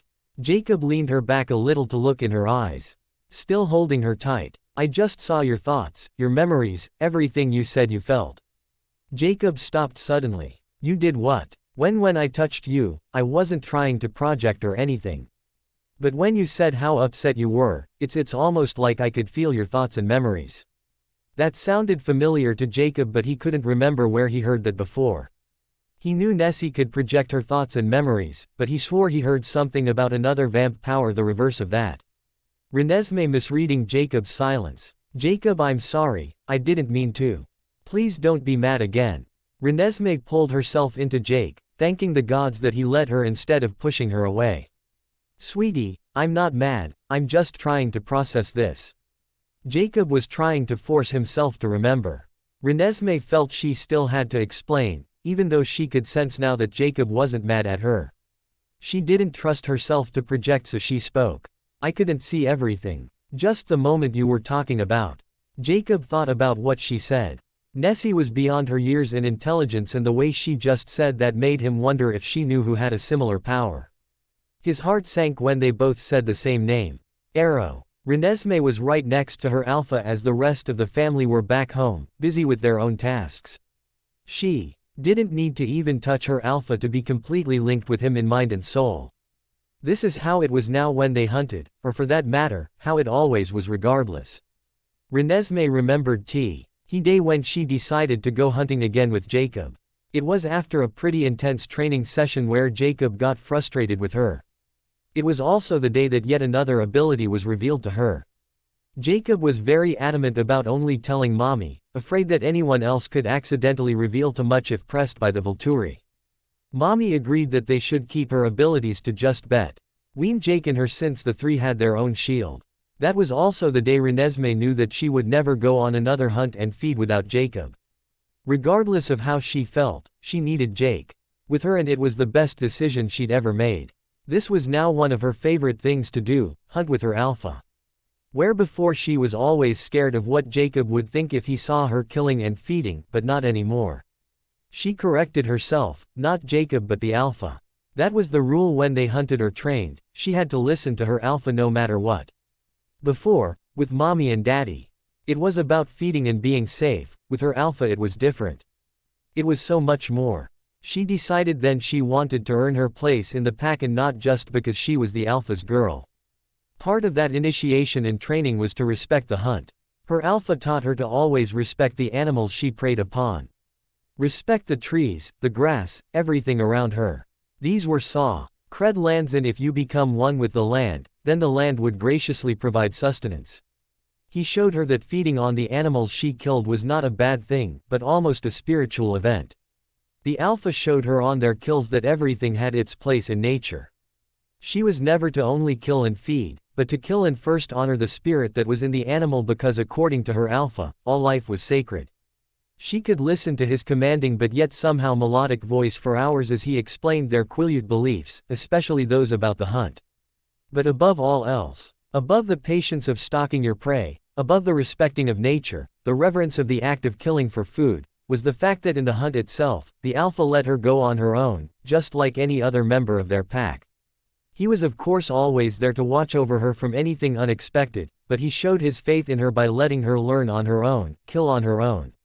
She will never forget how that made her feel, and when she had projected to him how it felt, also questioning why he would allow her that freedom after their first hunt, he said in the most matter-of-fact way, I believe in you, Nessie. While Mommy and Daddy were a little hesitant and shocked that Jacob would allow her to be free during the hunt, she made it very clear to them what that meant to her. It also solidified to her, even at this young age, that for the rest of her life, her one and only companion in the hunt would be her Jacob, her Alpha. She couldn't believe she'd missed out on experiencing this together for so long. Renesmee came back to reality as her Alpha linked with her. Okay partner, how we wanna play this? Jacob never took his eye off the giant elk standing not 30 feet in front of them in a large clearing. He knew Nessie would be right there next to him, ready for anything. His giant wolf form crouched down, almost becoming one with the forest floor. Renesmee was still amazed how the biggest wolf in the entire world could become almost her size and be so quiet. In human form, her Alpha was anything but quiet, but in his wolf form, he was the silent killer. She was so proud of her leader. I say we go Matrix style. Ah, good choice my little Neo. Jacob winked at her, never once turning from his prey. If he had, he would have seen his Nessie glowing with pride. Jacob was ready. Okay, you call it Ness. Renesmee reached out a hand only briefly to signal it was time. If she had to admit, she could have just linked with him, but touching his warm, soft fur was so much better. Jacob slowly and methodically circled around to the other side, Nessie going the opposite direction. He was so proud of her as the elk never heard or gave any indication that it knew what was happening. She was becoming just like him. An expert hunter. Jacob, knowing by instinct alone that his little one was ready, he exploded from the brush as he saw, across from him, Nessie fly into the air like a crane. He was amazed how she looked just like the guy from the movie, although much cuter of course. No time to admire his graceful Nessie as he focused on the beast. The elk, seeing the large wolf spring at it, tried to turn and run. Never seeing the acrobatic hybrid land right on top of it just as it started to run. Renesmee grabbed the elk's horns with all her might, pulling backward with her tiny arms just at the moment her alpha launched at the elk from behind. The strength of his impact, and her own strength combining as she launched herself up slightly, allowing the alpha's momentum to push the beast forward. All the while turning and twisting the elk's neck, instantly breaking it. It was almost like a bomb went off as the giant elk crumbled to the ground. Seeing the animal was dead, the giant wolf walked around to the front of the fallen elk, making sure Nessie followed and performed the ritual just as she was taught. Renesmee, with a reverence born of her desire to be a true member of the Quileute tribe, walked around and knelt in front of the dead elk, placing a small hand on its head as she recited the Quileute prayer that the spirit of the fallen animal would reach the great creator quickly. Once the prayer was complete, she looked to her leader, who nodded his head as he reverently walked around to the broken exposed neck. The giant wolf instantly bit into the artery, allowing blood to flow freely out. But not to look so mangled in the process. Jacob turned to Nessie, blood dripping from his maw as he tested her resolve. He nodded to the exposed blood, pouring from the open wound. Renesmee looked where she was commanded to by the alpha. She felt a slight pang of want for the blood, her throat suddenly burning with thirst, but the alpha had taught her to control her urges. A minute went by and finally her pack leader urged her forward as she was face to face with him. This was the moment of truth, the hardest part of the kill because it required two very big sacrifices from Renesmee. 1. The restraint from wanting to hug and kiss Jacob, and 2. Not doing it when he had the blood of the fresh kill on his snout. She leaned forward and held her face next to his, not giving in to either temptation. I love you, Jacob. This was the only time during the hunt she allowed herself to treat him as her own. She waited patiently for her alpha to give the okay. Finally Jacob gave her a nudge, and with a reverence that no vampire would ever be able to have, Nessie knelt beside the fallen animal and fed. Jacob looked down at her as proud as any alpha could ever be. His little one never showed an ounce of lost self-control. She fed just like a pack member would, not a vampire. It was then he smelt something he had not sensed before as he lifted his snout to smell the air. Human blood, but something else. He sniffed again, sensing something familiar about that smell. Renesmee sensed it too as she stopped feeding, lifting her head to smell what was coming. Newborns. Jacob realized at the last second as all hell broke loose as the small clearing erupted into complete and utter chaos. There were red-eyed vampires everywhere. Jacob instinctively called out to his pack for help as he leaped onto the closest two vampires and ripped them to shreds, severing all life connections from their body. He barely finished his destruction of the newborns when he heard Nessie's angry growl from behind him. He quickly turned to see one newborn incapacitated. That's my girl, but two others had a hold of both Nessie's arms. He quickly scanned the area, two behind me in the tree line. He heard Nessie project to him. Jacob felt another vamp behind him also, but he knew they must be hesitating seeing how easily he had dispatched of the others. He sensed more leeches. But his concentration was on Nessie, who was now almost 20 feet from him. He mentally kicked himself for letting her get that far away from him. It was up to her training now as he looked at her, preparing the best strategy to attack. Jacob completely forgot about the vampire behind him. Jacob. Renesmee projected, causing Jacob to turn around at the last second, sensing the newborn leaping for him. What he saw next gave him hope as the bloodsucker's head was ripped from its body, Rosalie throwing the head away from her as she landed right next to Jacob. She nodded towards him, letting him know she was ready to do whatever was needed. Knowing his flank was secure, he turned back around to the remaining newborns. Quickly calculating the best strategy. Let her go. He heard Rosalie command as Shish. He now stood right next to him feeding off his power. The newborn, who looked to be calculating something in his mind, was now right behind Renesmee and he was the one that spoke, obviously the leader of the group. I don't think so, Tree Hugger. There is someone that really wants to. The newborn never finished as everything suddenly blew up in a mass of bronze fury around him. Months of training Tog. Ether paid off as Renesmee and Jacob acted as one. Renesmee could already feel her eyes glowing, a power flowing through her now as she acted on reflex. She pulled with all her might, similar to the tug of war. On the arm holding her right hand, hearing a loud, "Pop." The right arm now free as the vampire screamed in pain as it let her go. She then concentrated on the remaining hand grabbing tightly to her other arm. Reaching with her now free hand she grabbed the newborn's hand, squeezing as hard as she could. It screamed in pain as electricity surged into him from Renesmee's hand. Well, that's new. Renesmee briefly had time to register, as she swung around to jump on the shoulders of the newborn that was directly behind her. Renesmee was almost standing on his shoulders as she reached down, with both hands and secured them around the neck of the newborn. She could feel Jacob almost to her when she lifted, twisted, and pulled, just like Jacob taught her with the boulders. A loud cracking was heard as she felt the head loosening just as Jacob crashed into the vampire she was on top of. Renesmee's moved up slightly as Jacob's powerful wolf frame exploded right below her. The force easy. Lee allowed the newborn's head to snap clean off as Renesmee took the opportunity to grab securely onto Jacob's back, allowing his giant form to shield her while Jacob threw the other one-armed newborn right into Rosalie. Rosalie instantly ripped off its head, a burst of sparkling stone flying everywhere. Still grasping tightly on her alpha, Renesmee then leapt into the air backwards using her alpha's powerful back as a springboard.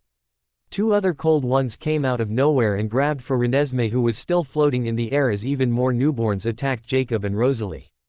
Just as the two vampires reached for Renesmee, out of nowhere came a giant gray wolf leaping through the air above the two newborns.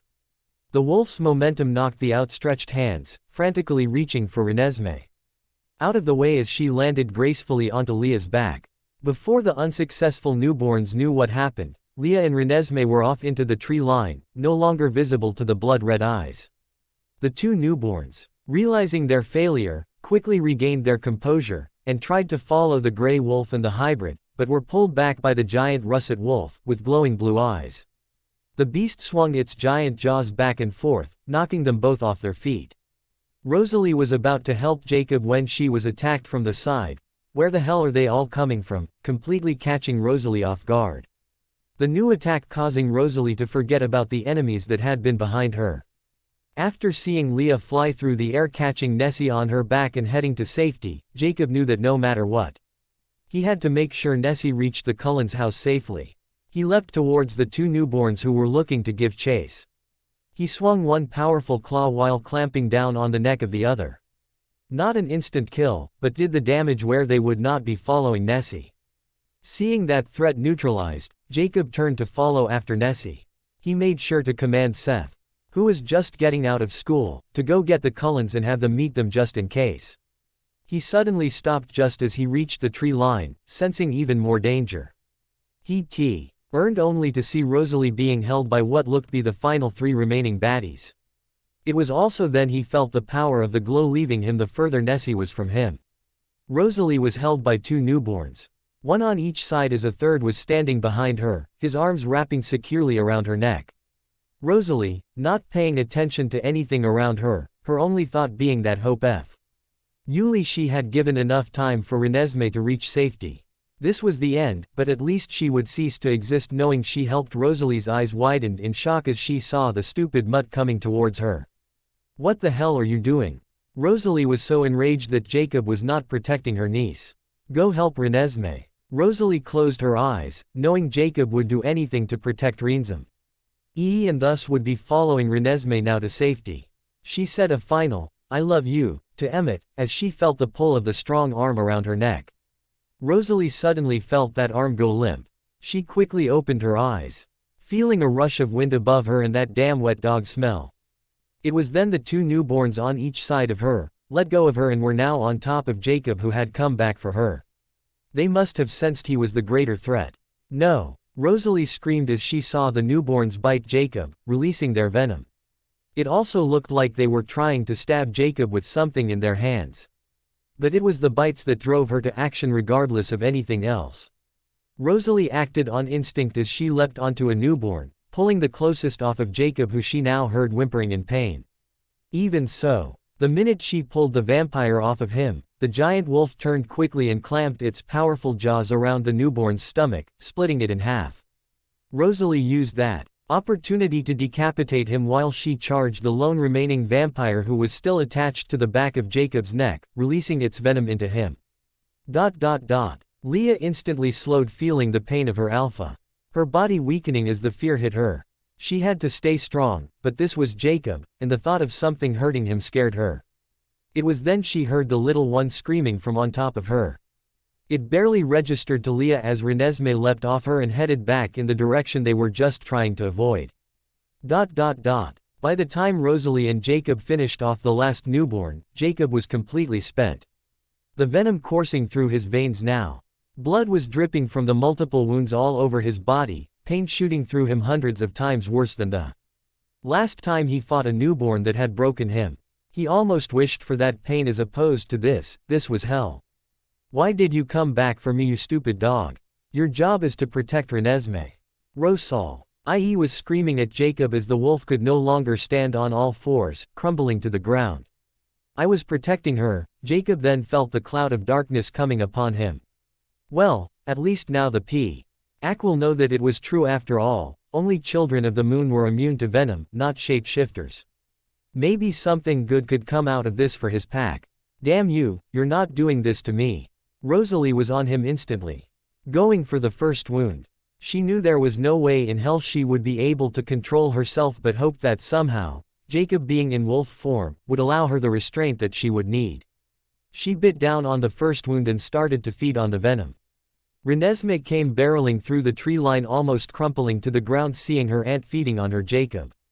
The pain and sadness she felt before when she knew Jacob was hurt was nothing compared to this betrayal. She lost all control as she leapt on top of her aunt, ripping at her, no longer able to see or think straight. Her only momentarily thought was, why wasn't the glow helping her now? Rosalie felt pain shoot through her head as she was attacked. She thought they had missed one of the newborns before she realized it was Renesmee. She tried to yell to Renesmee to stop, that she was helping Jacob, but it was no use, the little one was in a frenzied state. Leah just made it to them when she realized what happened. She instantly leapt for Renesmee but was thrown to the side with little effort at the power of the frenzied child. Nessie, she's helping me. The venom, it was all Jack. Ob had as the last of his strength spent and the darkness consumed him. Renesmee, even in her frenzied state, was able to hear her Jacob, but she wasn't quite ready to let the blonde leech off the hook just yet. She cautiously jumped off her to the ground. It was Leah who actually got through to her. Renesmee, she is helping Jacob. She is sucking out the venom from his attack. She's his only hope. Renesmee quickly looked at Jacob. And then back to Rosalie, who quickly went back to work on the wounds, not really caring if she would be killed by the one person she'd never thought that would happen by. Renesmee, you have to keep Jacob from phasing into human form. Beaten, exhausted, and scared, Rosalie put it all behind her as she went back to work on removing the poison from Jacob's body. Renesmee quickly went to Jacob's side, placing a shaking hand on his neck, feeling the blood and venom intermingled with his fur. She gave one last angry look at Rosalie and then closed her eyes, concentrating all her thoughts on keeping Jacob from phasing back. It felt like hours but was actually only minutes as Rosalie finally got most of the venom out, but it was up to Jacob now. She had to spit the odd taste in her mouth when she was done. She had tasted venom before, but something was different about this. She assumed it had something to do with wolf blood. Rosalie knew there was no way anyone could survive that much venom. She couldn't tell her niece that, but she hoped she had done enough to get him safely to Carlisle. Maybe he could help Jacob enough to give him one last moment with her niece. She looked over to see Renesmee in full concentration. She almost didn't want to interrupt, but getting him to Carlisle was the priority now. Renesmee, I need to get Jacob back to the house. But I can't take the chance of him phasing back. Do you think we can save him together? It was then Renesmee looked up at her aunt, eyes open wide and glowing bright blue. Oh crap. Rosalie instantly crawled backward away from Renesmee. Scared of what might happen. Renesmee could see the fear in her aunt's eyes, and that's not what she wanted anymore. Her Jacob needed his pack. There would be time for Renesmee to seek forgiveness later. She didn't care right now. She was feeling a pain worse than anything she had ever felt as she was bonded with Jacob. But Jacob didn't need a whiny, crying little girl, he needed his alpha. Everything is going to be okay, Aunt Rose, just trust me. Renesmee gently laid down on top of Jacob. She didn't even ask if her aunt could carrying them both, it didn't matter though. She wasn't leaving him, all her concentration focused on keeping Jacob from phasing. Rosalie shook her head, wondering how she had heard that. She knew it was Renesmee, but how would be a question to ask later. For now, she understood what her niece was doing, and at this point, anything would help. Gathering her resolve, Rosalie stood back up, taking one final look around, then picked up the giant wolf and Renesmee in her arms. If Jacob made it out of this, they were so going to have a long talk. Leah protectively came around to their side, and in an instant they were off, each of them hoping they had done enough to save their alpha to save Jake. Part 1 ends here.